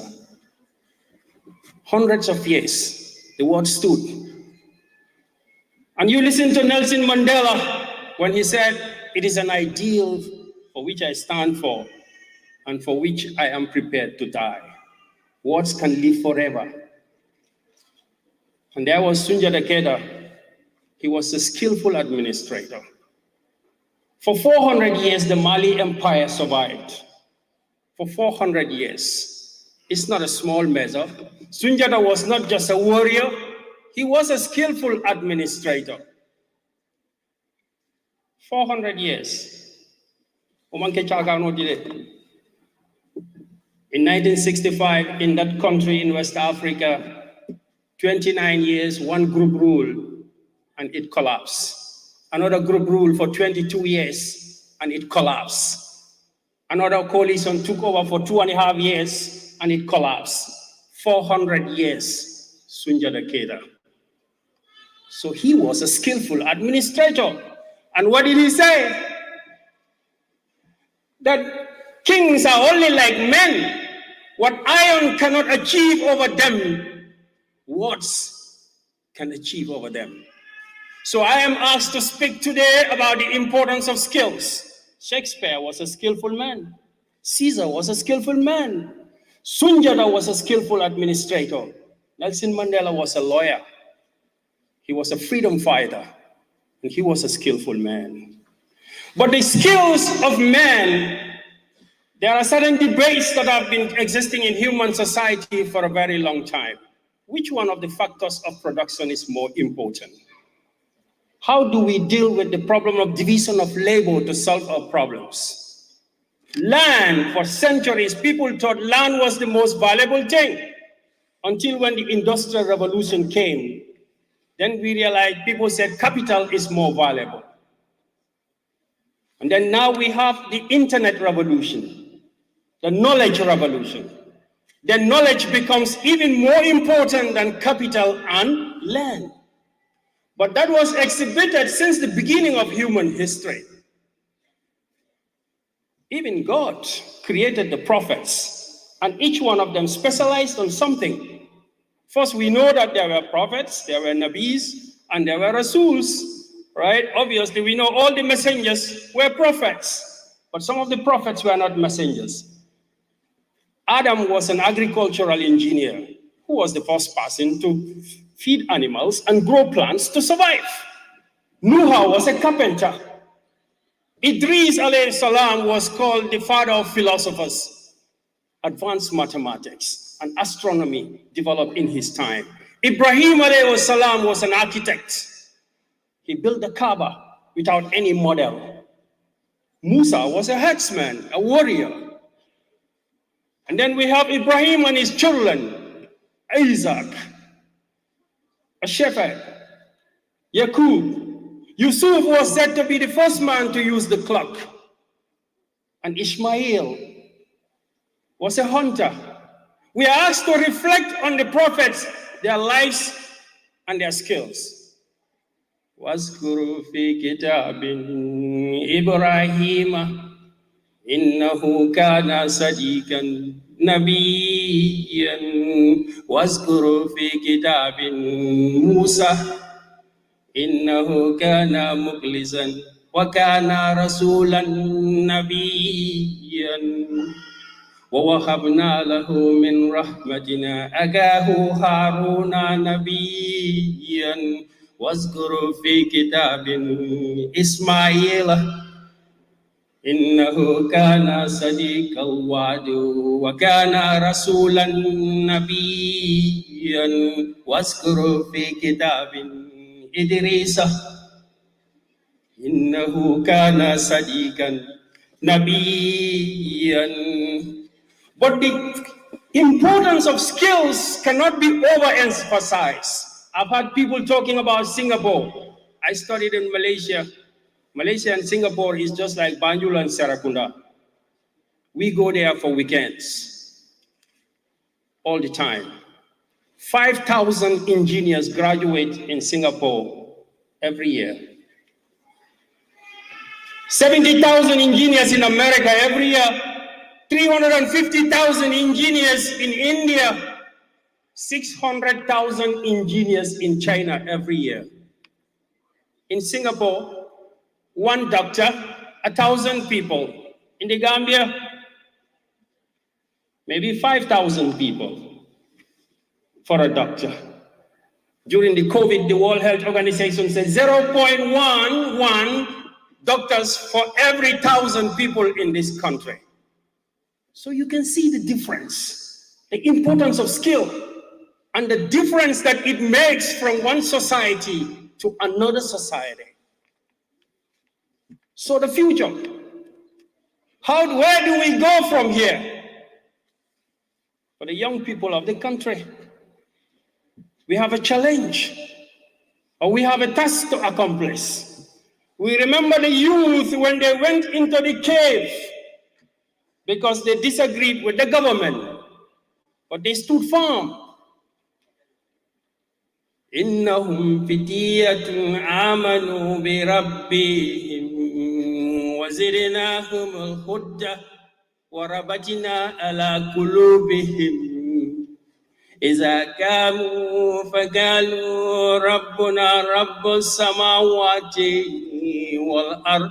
The youth of the country must take faith to know that obviously some people say, Ning alaya kenyame wolom. Well, we know there is qadr in Anzan now filaydul qadr. There is qadr, divine decree. But that does not stop us from believing that فَمَنْ يَعْمَلُ مِثْقَالَ ذَرَّةٍ خَيْرًا يَرَهُ وَمَنْ يَعْمَلُ مِثْقَالَ ذَرَّةٍ شَرًّا يَرَهُ. What you do will still determine what happens to you in this world and the next. So the young people of today, we have a future to build. We have a country to build. The environment is already there. You cannot speak about contemporary Gambia without talking about the back way. A very sad phenomenon. A very sad phenomenon, Mr. Chairman.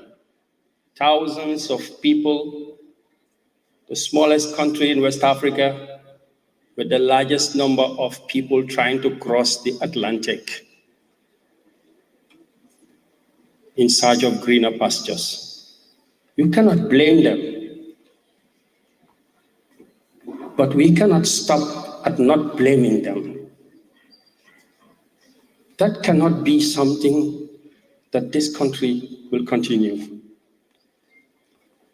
If all the youths of the country leave the country, our farms will be taken over by other people.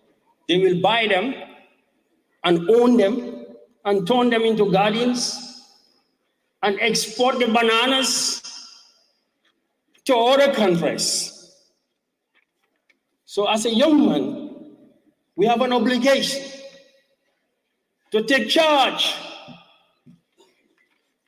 Mr. Chairman, one more minute. I told him I'm a teacher, right? One more minute.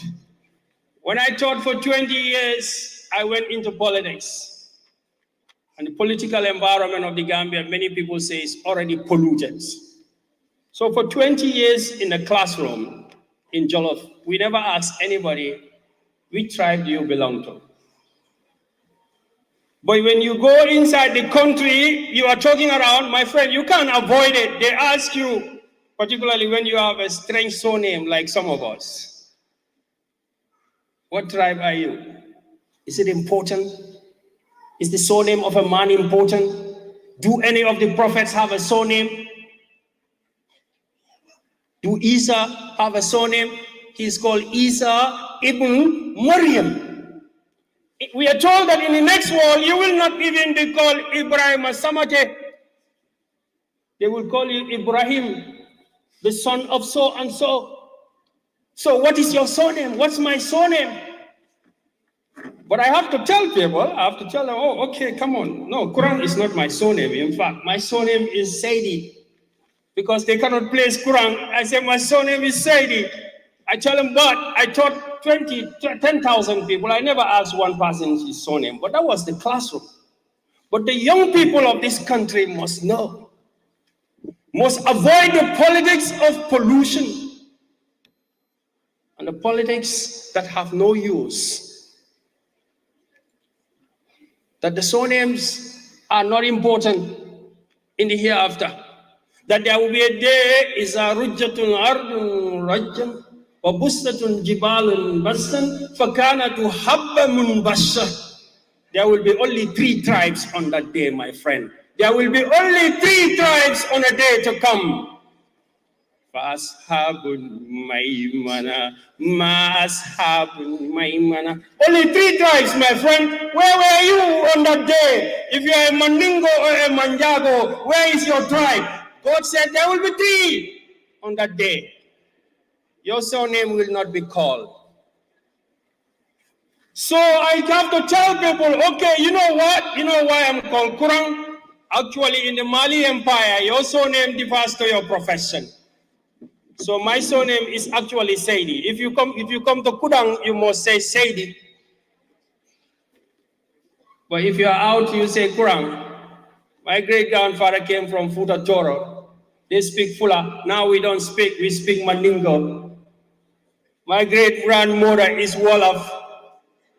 And then he has other children in Senegal, and then came and married in Gambia. When my cousins come from Senegal, they speak Wolof. So who is a Gambian? It's mixed. The young people of today must avoid the politics of pollution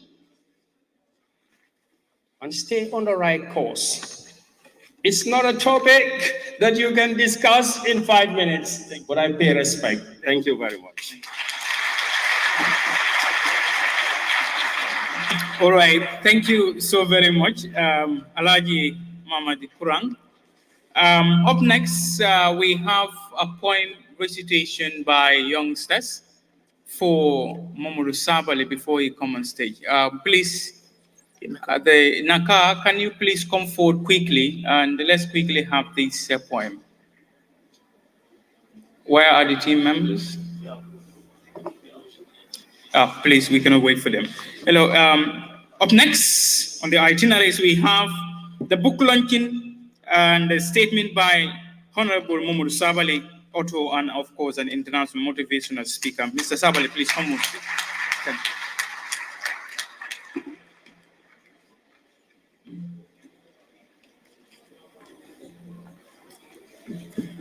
أعوذ بالله من الشيطان الرجيم بسم الله الرحمن الرحيم رب زدني علما رب اشرح لي صدري ويسر لي أمري واحلل عقدة من لساني يفقهوا قولي. Mr. Chairman, distinguished guests of the high table, guests here present, colleagues and friends, we greet you with Assalamu alaikum wa rahmatullah. Standing on existing protocols, a term that I don't like to use actually, but I think it's fitting when you're sitting with diplomats. We want to recognize our Imam, Sheikh Chebul Cham, and I was particularly pleased that Mr. Kurang gave a testimony of the great work that he is doing. We are blessed to have people like you among us. And we are particularly pleased when we have you in a gathering of young people. I actually commended the Ministry of Digital Economy for coming here today to come and speak to the young people of this country, because the young people of this country need to hear from the government of the Republic of the Gambia. We are the ones who pay the taxes and pay their salaries and their per diems and their fuel. So they need to speak to us. We need to have a conversation with the young people of this country, especially at a time when we cannot account for more than 1,000 young Gambians in the high seas, heading for the Mediterranean, heading for Europe, seeking for non-existing jobs and opportunities. And you think they are lazy. They are not lazy. You think they are crazy. They are not crazy. It is not the case that all these young people who are traveling don't have jobs. Some have jobs. I saw the picture of one. He's working in the construction industry. Today, it was on Facebook. His picture is actually, he's laying bricks. koku defa ñaka fulak fayda ñakut fulak fayda wo manke mo furi ngoti wo manke ataya lati mbedo kan ahamole warata ahameta menna ala banko ma diara no walati na pintita nte wo fondinke wol to yala no nko nyanta silale niye kacha nga long membe kerim banko kan munati nana fondinke wol ka pare pour que niyola kata bakono ka faje i manke mo furinti i manke nyamatiti i manke toleti banku din kendol len ye hamole soto fonnite kacha la banga jibe ila natol ila jikol ase mafano nyamen bakana ke billahi wa albalale be kerin gambia banko kanjam nimmen sonta walen nimmen man son walen fondin ke o gambia dingo me alon ko metara dula lon sai malon foy be baluri foy asiata fondin ke wuli kilindi ali konte o kacala ba o manyan na kacala ba o nyanta kacala le anyanta kacala misirol tole anyanta kacala chojol tole anyanta kacala banta balu tole anyanta kacala sa Dauda Kairaba Jawara Conference Center le anyanta kacala jan woto Safia mbe tentula mbe jayila yenyin silome walang Gambia fondin kewoliye ka kafu nyoma ka londo ka nyose ya kala ka londo kidimandi ka londi tiol kidimandi ka londi tiol men kam dabo sheke tam ke samanang pour inim fondin kewoliye kacha chehon se wota de ila do ko wala ini nyum chehol nale nyum fondingol tiol tuje alko fondin kewol wol mela silolong amanjari niye taradula kilin ka dum to la ko ka siyale ala en dawo nyama barnal man diamun tolye setan be diamula nyal chehon to nya fam fania woto Safia mbe tentula mbe jayila luntam kummal men be nata jang mbe tentula mbe jayila katu momo nata jange haajole soto nteri man kanunte Dr. Cherno Bari me alon ko nabe nyin do ko wala sanji mo wannil lulu koma book launching book editing book publication ni akomandi dawda ante ka fala amanjari yente kumande ate fanan karamo be jang ambassador Esha Bokar Si Dr. Jibang Alkontong Mr. Kurang Barima Mr. James Ulwalko Kulim Chum. I'm glad the chairman has not given me time yet, because if he gives to me, I have to respect it. Thank you for your generosity. I'll keep it within 10 minutes. But we are here, and all the Quran reciters, mashallah, Sheikh Kante, he made me cry. That's not very normal of me. The Nasheed reciters, alhamdulillah. I want to celebrate you, even though you're not here with us, for the beautiful work that you are doing, creating those nurseries, laying the foundation for the germination and cultivation and fructification of knowledge. Londo femman kumayati. Sakumwoli many ya lonko ila kitabo mulinjillati aning al-Qur'ano. In the beginning, there was the word, and the word became what? Flesh. Ndolla kitabu ko iqra bismi rabbikal ladhi khalaq men la kitabu ngoti mo nyantan hanyila pour kallundo la kumaya fo wali bang wala qad atayna Dawuda wa Sulaymana ilman wa qala alhamdulillah alladhi faddalana ala kathirin min ibadihi almu'minin. Sheikh Olondo manke chahan fenti de Dawuda ni Suleiman ala me do so men nasiatal de ay man sayadi wala me ya lonko mota so la ko dange abadan ay londo dila ay kuobe dila kabri be ala tuntule ko nyaadi alhamdulillahi alladhi faddalana ala kathirin min ibadihi almu'minin bari jani wo na mo nebe mo ne fataje wala qad atayna Dawuda wa Sulaymana ilma woto alinga londo nyini wallahi dendi kanyim mante ka nyini le moto mba nyini le korda mba nyini le bari o be soto iman londo soto iman hikma soto asi basic ye haba an mantura asi falim fang ay ke yankan katoti fi dunya wal akhirah woton se londo nyini ngabula londi tiyol noma ngalla moy londi tiyol la katu wala be silo wala na mbenna baluwa kala nyamen hayatan tayyiban fi dunya wal akhirah yuti al hikmata man yasha wa man yuta al hikma faqad utiya khayran kathira ni londo soto ye hikma soto ya be soto le bari munen hikmatu fanan cheikh o kabrin ala bala kitabo jayila aba kitabo kiliman yala munen fo hikmatun baligha Hikmah Adanta also. So we go back to the topic of the day, words on war. So Chairman, you gave me 3 minutes. I'm sure you will not stop me before launching the book, because anything else is less important. That's the game plan, right? We got to get the results before the end of the 90 minutes. This is Safia's Day, it's Words on War. So this is a festival of knowledge, a festival of words.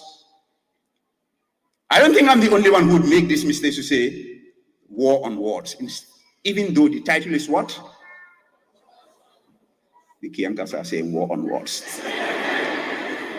It's the words on war, and we are in a period of war. One of the speakers here made reference to what? Palestine. When Safia was conceiving this book, it was not there. Hey, poetry is very powerful. Our Prophet Muhammad sallallahu alaihi wasallam is quoted as saying, in it is what? Hikmah. So the words on war is what we are celebrating here. And like I observed in the foreword to the book, I said when Safia published her first book, we were here last year, it created a lot of excitement, and lots of books have been written, published, and launched since then. This second collection of poems here with this title is exemplifying what the first title said, under the spell of poetry. Look at the whole country is under the spell of poetry. May that spell endure. May that spell inspire and purify our young generation towards, as Sadauda Uncle left us here with, the common good. And that common good is peace, is tolerance, is mutual respect. I say that common good is what? Hope. We cannot afford to lose hope. The young people of this country cannot afford to lose hope, no matter how tough it is. I think it is not advisable to take unnecessary risks to go to the West. I've never said that young people of this country should not travel. I've never said, and I will never ever say it. But we should not take unnecessary risks to risk our life. We should not do that. But we should not lose hope. One of my chefs once said, he said, the first bidder is to lose hope. And I believe that's authentic. Well, Allah brought this deen, these prophets, the Quran, to give us what? Hope. We cannot afford to lose hope. Because Allah subhanahu wa ta'ala, who brought us the greatest book of all time, starts every single chapter of it with what? Bismillahir Rahmanir Rahim. The only chapter that doesn't have it gets compensated in another surah, where within the surah Allah speaks in Bismillahir Rahmanir Rahim, the Lord of mercy, the most gracious, the most merciful. That cannot be your God, and you lose hope. We cannot afford to lose hope. So we appeal to the young people of this country to be a little bit more patient, to be a little bit more hardworking. And we see through conversations, motivations, and walk. We have to walk. And we have to be patient also. Inna Allaha ma'as sabirin. A lot of the problems we get into as young people is lack of patience. We must be patient. Allah feeds every bird. You sow your seed. Do you know what happens in the ground? No, only Allah knows. But it doesn't happen overnight. So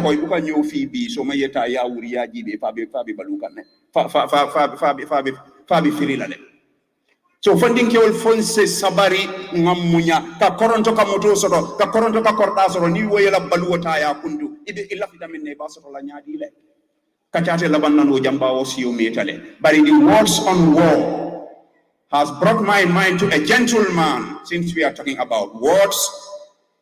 And words are important, but if we try to cage people, to gag them, to scare our poets and feature tellers, then the words will not be spoken. Unfortunately, we are within a time where instead of Safia's words on war, there is a war on words, and that has to stop.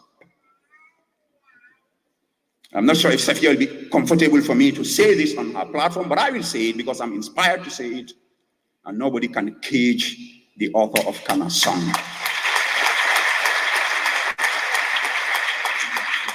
I'll be done soon, but I'll have to say this. Last year we were here with our good friend and brother Madi Jobate. Today I'm not seeing him here. He's not my best friend, everybody knows that. But he's been arrested, detained, charged, his phone seized, That's a war on words. I think the state should let Mali be and let him be free and let him speak his mind. Is part of democracy. That's what we voted for. That's the change we all supported in this country. We know there are laws. We respect the laws. We know democracy comes with some noise. We should endure it.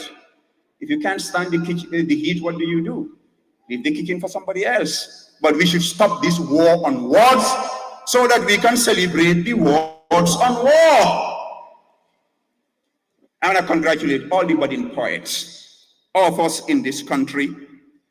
But I want to specifically congratulate and thank Saffiatou Joof for the many themes she's weaved into this tapestry of literary excellence, from the opportunities and challenges of our youthful population, from migration to related areas, culture, relationships, religion, every facet of our life she has captured in this collection. And in this collection, Safia has actually amplified her own voice. You can see I'm parking. Thank you. And in amplifying her own voice, she has spoken for an entire generation and is documented in one of the greatest treasures that any generation can have: words, books. So I want you to join me to kindly stand up and give a standing ovation to Saffiatou Joof, one of the most dynamic young people of our generation, who has taken the trouble to work to create such a brilliant masterpiece of literature, but more importantly, to bring all of you here and all of these experts here to have a national conference on development. Shall we together give her that round of applause? Thank you, and may God bless you all. And on that note, I humbly but very gladly declare this brilliant tapestry of literature, Words on War by Saffiatou Joof, officially, formally launched. May Allah bless and put barakah in this work, and may Allah bless you all. Thank you. Thank you so much. It's appreciated. Thank you. Thank you so much, Mr. Sabali.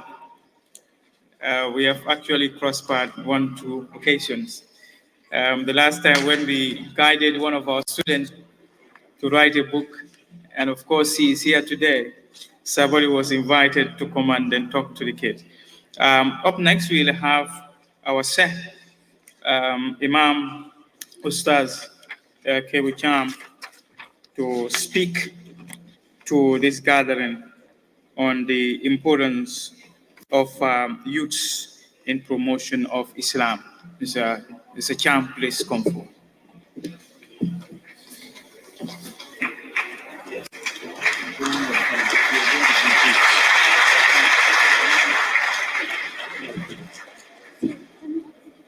بسم الله الرحمن الرحيم الحمد لله رب العالمين ثم الصلاة والسلام على رسوله الكريم محمد بن عبد الله وعلى آله وصحبه أجمعين. I thank you all. I say sorry to you because my English is not good. I will try and speak all of inshallah. Sante Allah subhanahu di jële si yonentem ba tedd bi Muhammad sallallahu alayhi wa sallam. Gannaaw loolu di wax jërëjëfati Saffiatou Joof, jërëjëfati jigéen ñi, jërëjëfati ndaw ñi, yal na leen Yàlla jàppale. Di wax tamit jërëjëfati kilifa yi teewe jataay bi. Su ma tuddee ay tur rek ma juum, waaye kontaan nañ torop. Jërëjëfa xale yu nga xam ne jàng nañ fi alquran ak karim. Dama gis ne nit ki bam juddoo fi balaa mee dee yëpp dafa war a nekk yëngatu boo xam ne daf see am yàlla. Qul inna salaati wa nusuki wa mahyaaya wa mamati lillahi rabbil alamin. bu nit ki juddoo bébé may jénn àdduna yëngatum yëpp yàlla subhanahu wa taala la si war a ut. ndaw ñu desuñ gannaaw si diine daf leen soxla, réew daf leen soxla. ñoom ñooy doole ji, ñoom ñooy kàttan ji. bépp réew nga gis ndaw ñi nekk si kanam di jàng di liggéey, xamal ne réew moomu si kanam rek lay jëm. looloo tax islam dafa soxla ndaw ñi, dafa soxla ndaw ñi. am na xelaat boo xam ne xelaat bu bon la, ngeen jéggal ma si kàddu gi, wala pas-pas la boo xam ne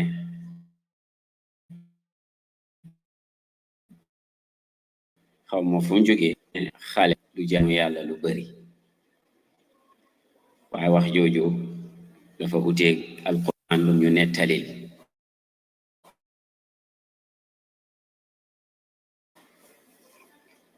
innahum fityatun amanu bi rabbihim, ñu gëm yàlla subhanahu, gëm seen borom yàlla subhanahu wa taala mu yokk leen gëm. yaa nañ yàlla boole si xale yooyu.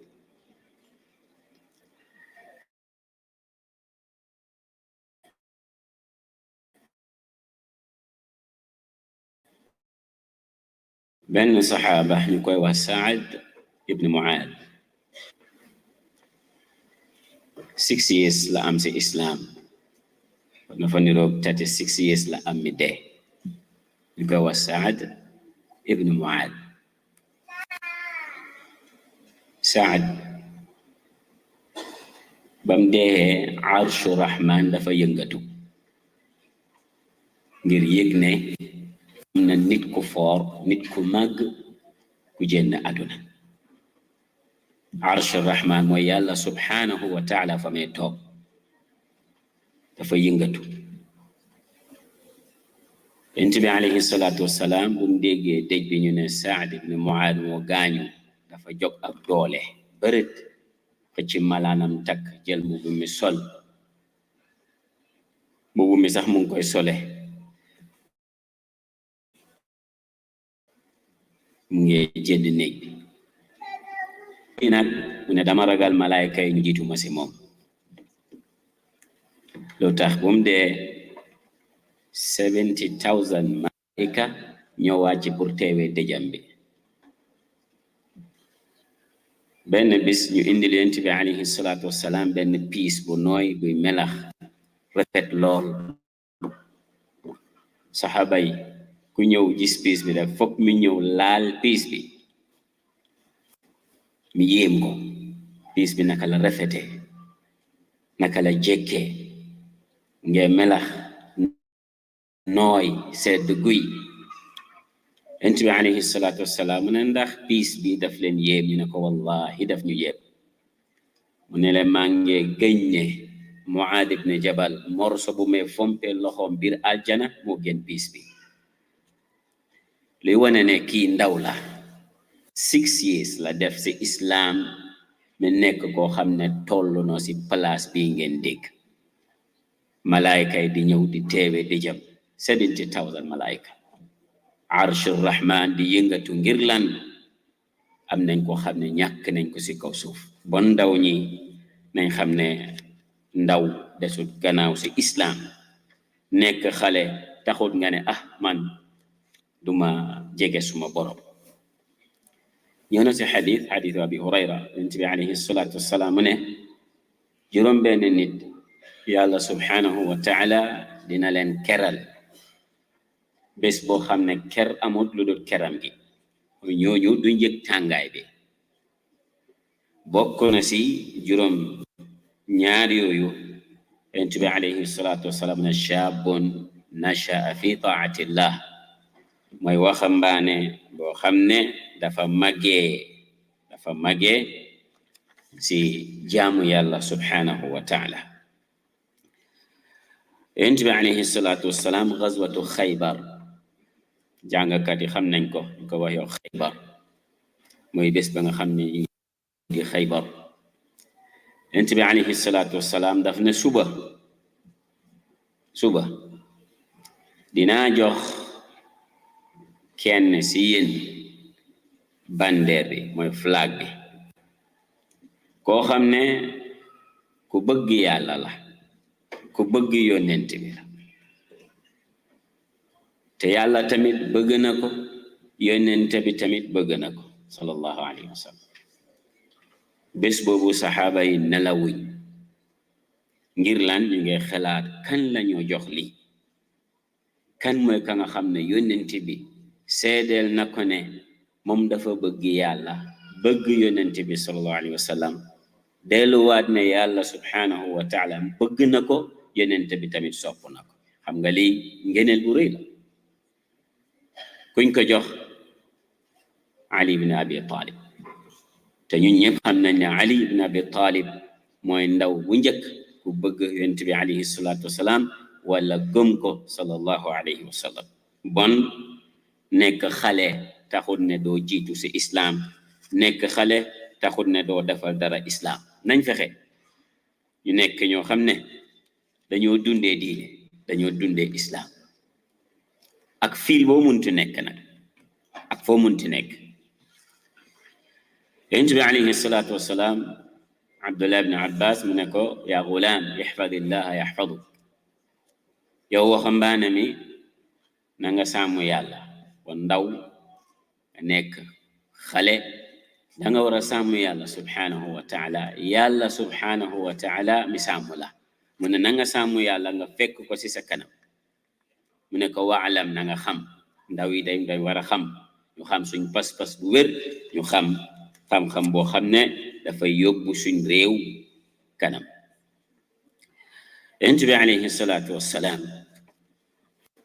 pour ñu xam ne islam soo ko déggee comme lu Cheikh Uthaymin di wax mu ne ahlu al yaqza ña nga xam ne yeewuñ waaye ñoom ñu ngi foog ne dañ yeewu ku yeewu mooy ka nga xam ne dafay fexe pour am ngirmande yàlla subhanahu wa taala kii mooy ku yeewu si ñun mooy ka nga xam ne lu may fexe guddeeg bëccëg mooy yàlla naka la koo gërëmee subhanahu wa taala soo demee ba yeewu mbir yu nga xam ne mbiri aada la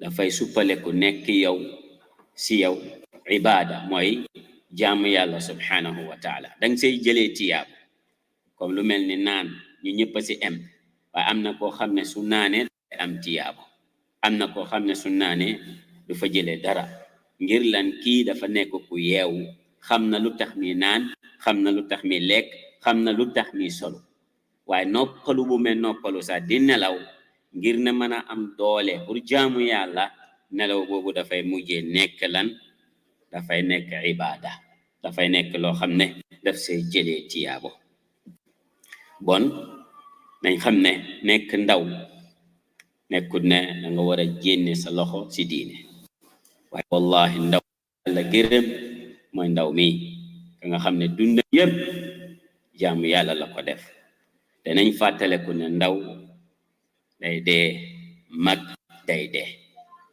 te dee moom amul at boo xam ne dinañ wax ne ku tollu si at sàngam mooy dee loolu tax ñu gis ku juddu tey mi dee ñu gis koo xam ne dem na ba jeexal université mi dee gis koo xam ne dem na ba saaf réew mi lu bari mi door a dee kon mbir mi ñu ñëpp ñoo ko war a pareel finally fu ma tëjee mooy buñ fàtte suñ mbokk yu nekk Palestine ñu ñaanal leen yàlla subhanahu wa taala mi teggil leen coono ba nga xam ne mu ngi tegee seen kaw ñu ngi nii am courant ñoom amuñ courant ñu ngi nii am ndox ñoom amuñ ndox ñu ngi nii am lekk ñoom amuñ lekk seen xale yi seen jigéen yi ñu ngi dee guddi ak bëccëg bugga naa ñu jël 1 minute ñu ñaanal leen yàlla subhanahu wa taala teggil leen coono bi yàlla teg leen allahumma irfa'il bala an ahli Gaza اللهم ارفع البلاء عن أهل فلسطين اللهم اجعل بلادهم بلادا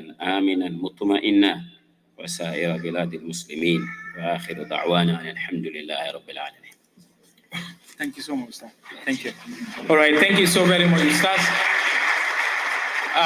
The technical team, please get the video ready, please. The technical team, get the videos ready. Safi, please. Mr. Sabali, Mr. Kebucham, Mr. Professor Bare will have a certificate for you guys. And then Safia, you can stand over there. No?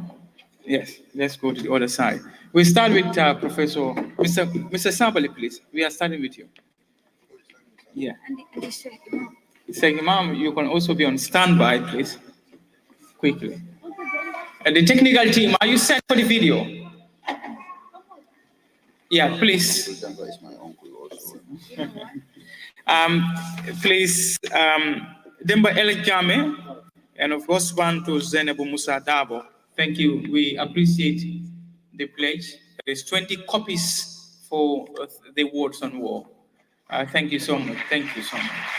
Appreciate it. We are starting with Sabali. Sorry, Mr. Sabali, of course. Sams, you can call me Sams also. You most welcome. Thank you. We started with him.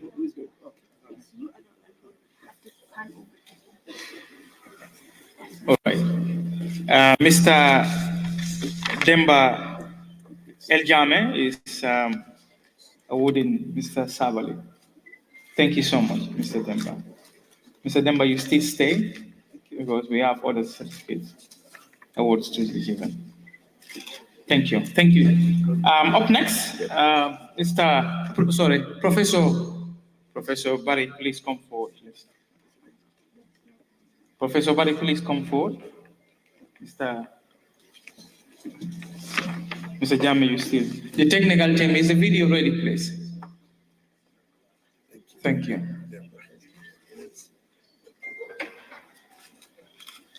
Thank you. And Mr. Professor Barry, this is dedicated to you for the immense contribution in the literature. Thank you so very much. Mr. Sabali as well, it's meant for that purpose. Up next, Mr. Kebucham, Ustaz, please come forward. Okay. This is dedicated for you, for your contribution in Islam, and of course, youth empowerment in Islam. Thank you so very much, Mr. Ustaz Kebucham. Thank you so very much. The technical team, are we done? The speakers have to come. One.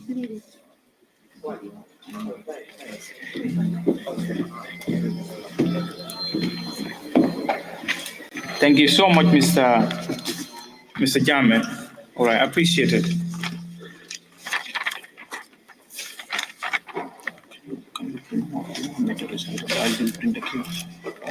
Okay, boy, it's done, so we are okay. Then just relax, please. Time is on our side. He should have come before cable, but because people are hungry in the war, it doesn't make sense. You don't have food for them and you're keeping them here till this time. Honestly, it doesn't make sense. For business exposure, so you have to call Mohammed Kani. We play the video, we bring in the business exposure. Okay, it's a business. All right, Mohammed, can we have the next speaker? Mohammed, please come forward, Mr. Kani, Speaker's Corner. We are excited that you are doing a great job in the field. 1 minute. Mohammed has to speak. Let's find it. We play video, business exposure. Do you understand?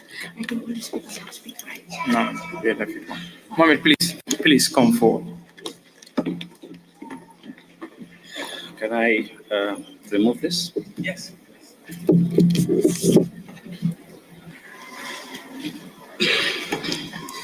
Oh, shit.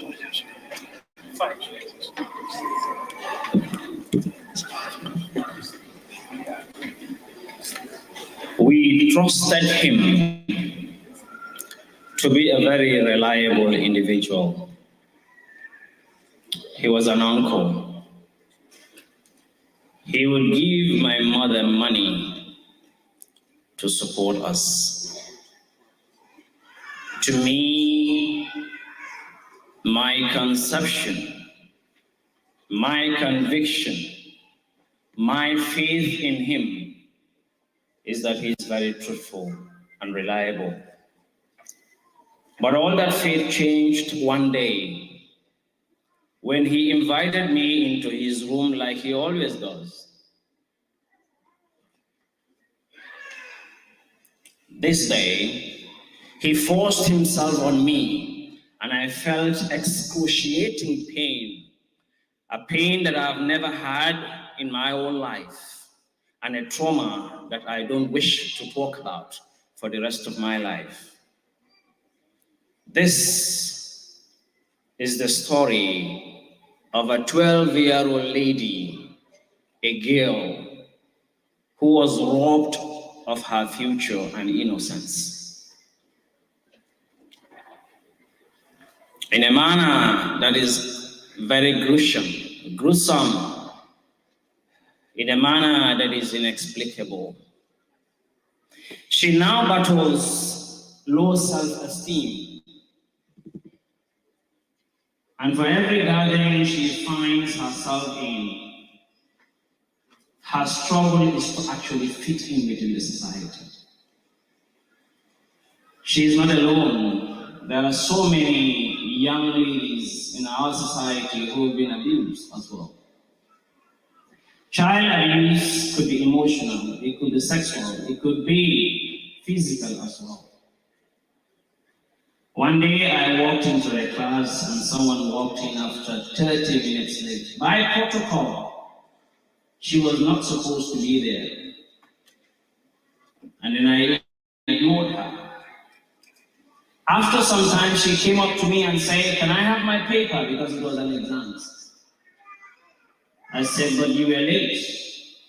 She went back, sat down, and started playing music in class. After some time, I could not take it. I called her attention and she was not even hearing me because the earpiece was right into her ears. And I called her attention. What is wrong? Why that? She became so agitated that I had to ask her to leave. And she left the class. I asked the rest of the students, what is happening? Did I do something wrong? And someone said, "No, you've not done anything wrong. She's very rude. She comes from a rich family, and that's why she behaves like this." That was her testimony. But I had felt a level of uneasiness in me, in my heart, that was quite inexplicable. So I went back home. And then I told my wife that today I sent somebody out of the class. And she said, "What did she do?" I told her she was listening to music in my class. And she was already 30 minutes late for an examination. Kindly, did you ask her why she was doing that? I froze. She asked, "Did you ask her why she was listening to music in your class? Kanye, did you ask her why she came into an examination after 30 minutes? I froze. Few days later, I went back to school and I called this lady.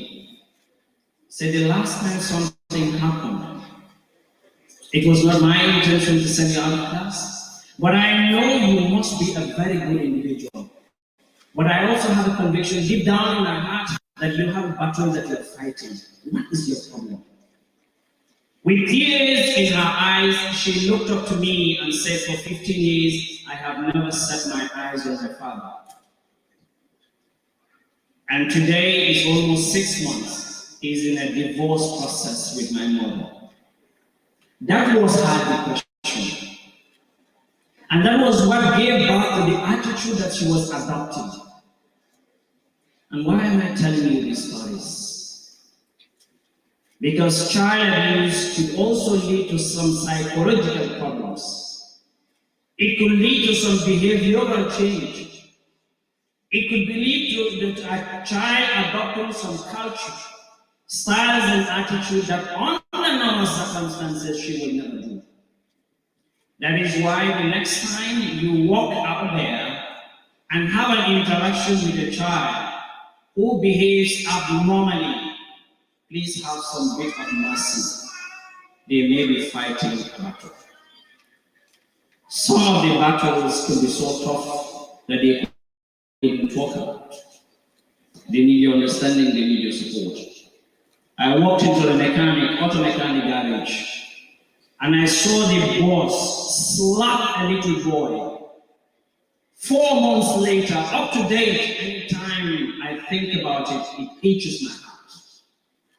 If that is me who witnessed that, what kind of emotional distress would that child be going through every day of his life? Because for every mistake that he does, the boss will physically give him a slap. These stories are being told today. So that the kind of culture we have in our society today, we should do away with it. Let us have some bit of empathy for each other. We are lacking it in our society. Somebody comes knocking at your door, and you not answer it. Probably your move will be the one that will save the person's life. Child abuse is so rampant, and it is absolutely apparent before our own eyes.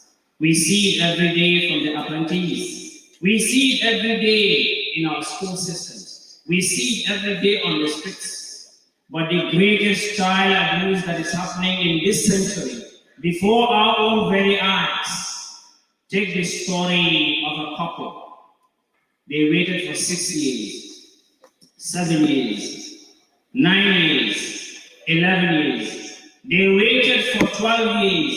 They waited for 14 good years to have the first child of their marriage. And after 14 years, when that kid was only 2 years old, both of his limbs were cut because of the Israeli airstrikes on Gaza. This is the greatest child abuse of this century. And it is happening in my eyes, in your eyes. If there is nothing you can absolutely do for them, kindly remember them in your prayers. And together as believers, we can find solace and peace and comfort in the words of Ar-Rahman, who says, Inna lanansuru rusulana walladhina amanu fil hayati dunya wa yawma yaqumul ashhad. We find solace in his words that definitely it will come. His help will come on us as a ummah.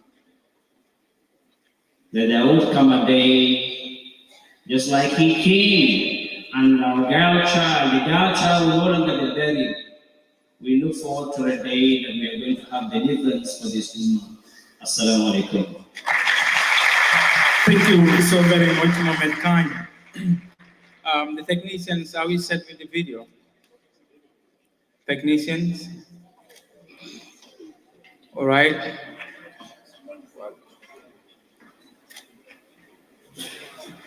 The technicians, are you done with the video? Can we have the Nakala team for the quick? I only hope it will not take more than 5 minutes. Are we good to go? Please come forward while the technicians are working on this one. Thank you so much.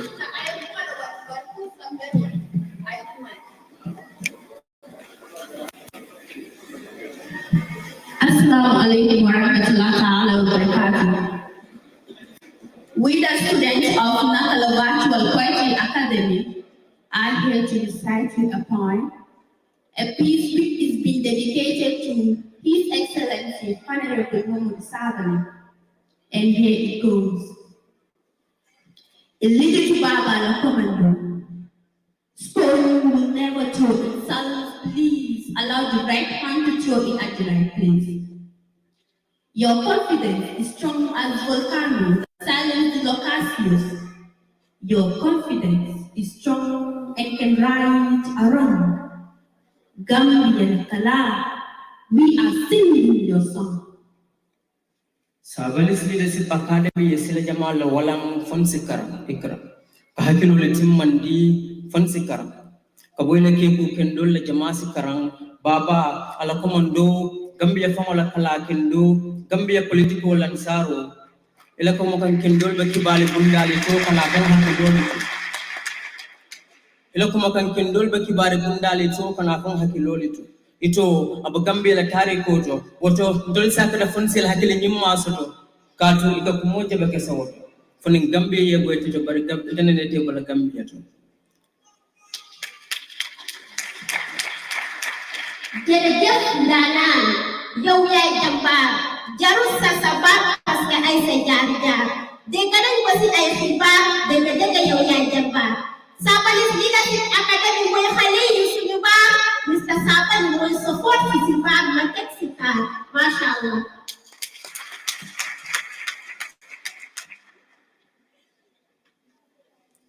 Our love for you is like a dove soaring through the air. You have filled our heart with lightness. You are an educator. We cherish and respect you, Gambia Lakal. You fill with heart. We love you, Gambia Lakal. Your articles and points are halal. A little penner shall pen and he is penning. The penner does stop dead and make a lifeless body smile, do not go far. Our Creator said He made man out of the best mold, but man is the lowest of the low. Allazi allama bil qalam. Allazi allama bil qalam. Our Creator said He taught man with the use of the pen.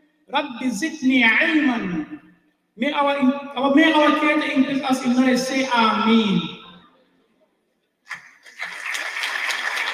You are an epitome of knowledge, but an epitome of confidence, a symptom of intelligence, a man of understanding, an economic preacher, a student teacher, a product of St. Peter's, but a product of Daraji or Karantata. Passion was written all over your face. A smile so cold when the whole room illuminated. A smile said it all, and we stay craving and loving. Your smile is enchanting. Your smile is magical in a mystical way. Your smile is spontaneous like lightning in the sky. And smiling is the habit of the best man that ever exists on earth.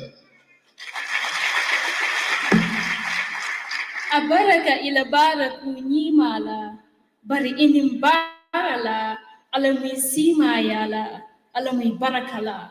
The clouds surrounding the sky, causing eerie shadows in the mist. As youngsters walk through the wood, we slip our hands in the wisdom stream. You casted a light beam, Gambia Kala can do. Suddenly, wisdom consumed like a sugar in a cream. As a searing scream blasted out with a gentle stream, we saw a man's shadow in the distance. This man casted big shadow on the wall. Sabali's Leadership Academy to the wall. We saw a million pins sticking in our hearts and heads. I see the clouds in the sky, lightening the darkness. Living in life is an acceptance of criticism. Your confidence is courageous that resists the critics. You equip yourself with the Quran, that's the right practice, but the right practices. Ndeysan.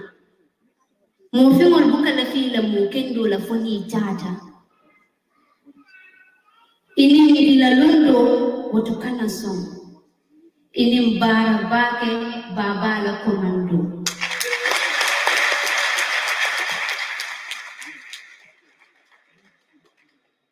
We, the students of Natal Virtual Academy, are saying salam. Salam. The hour is near. I mean the day when every single creation will come to an end, so be aware. Surely must come this day. The day when the east will welcome the sunset. The day when Angel Asrafil will blow his trumpet. We will all be resurrected from our graves as a man of 35 old year. A day where the sun and the skull will be 1 meter near. A day where a man will be naked without a clothing to wear. A day where a man will have no business with his parents, even his own child that he bear. For he will be running in worries and fear that I can help neither you, but only his rewards can rescue. What have you done for this day? Your body is laid on a bed of dark mood and clay, in a hole that is cold, dark, and gray. Sit feet deep only to be locked away. Also, family gathers outside to pray. They say their goodbyes and cry until they can no longer stay. You hear their footsteps slowly fade away until you come to realize that you are now all alone in your grave. The silence sinks in until you are suddenly faced by two angels who sit you up in your place, asking you, who is your Lord, who is your prophet, what is your faith, and what will you say? What have you done for this day? When you take your last breath, and now you're down on the grave, angel asking questions, are you prepared for what you say? What have you done for this day? For the day the trumpet is blown and our bodies are raised out of our graves and onto the plains, barefoot and naked with nothing to cover our shame. For the day we stand sweaty and scared from terrors so frightening it, even a child is left gray hair. What have you prepared? For the day a mother abandons her young, a father will flee from his son, and everyone will panic and run and thought they are drunk, but they are not drunk. Rather, the punishment of Allah is severe and strong. Can we have Many students of Nakala Virtual Academy are saying Salam. Salam. Thank you all. All right, thank you so very much, Nakala team. Thank you. The technical team, are we set now? Thank you.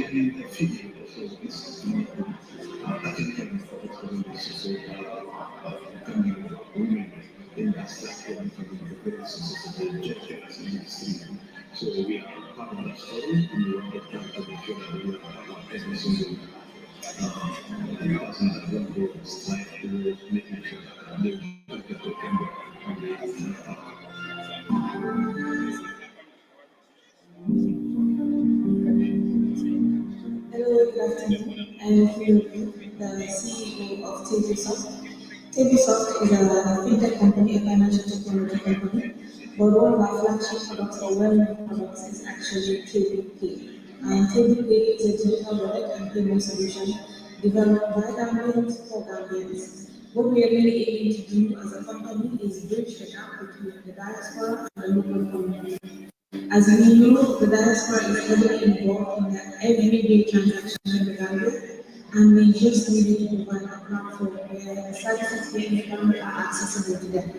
But also to be able to provide solutions where local businesses here in the Gambia can access payments easily and reliably and with big integrations in the Gambia since 2021, and we are only growing stronger and better. When we met Saffiatou, it was just something we had to do to sponsor this event. We wish we could do more, but we really see the work that she's doing in Gambia and selfless community work that she's engaged in, and just where she sees herself in the future and all the places that she's working. It was really an easy decision to sponsor this book, and to even find out that it's a second book launch is really easy for us. It's easy to say that The youth are the future of tomorrow, as we all clearly say, but it's an order to actively and consciously make the choice to support where we can.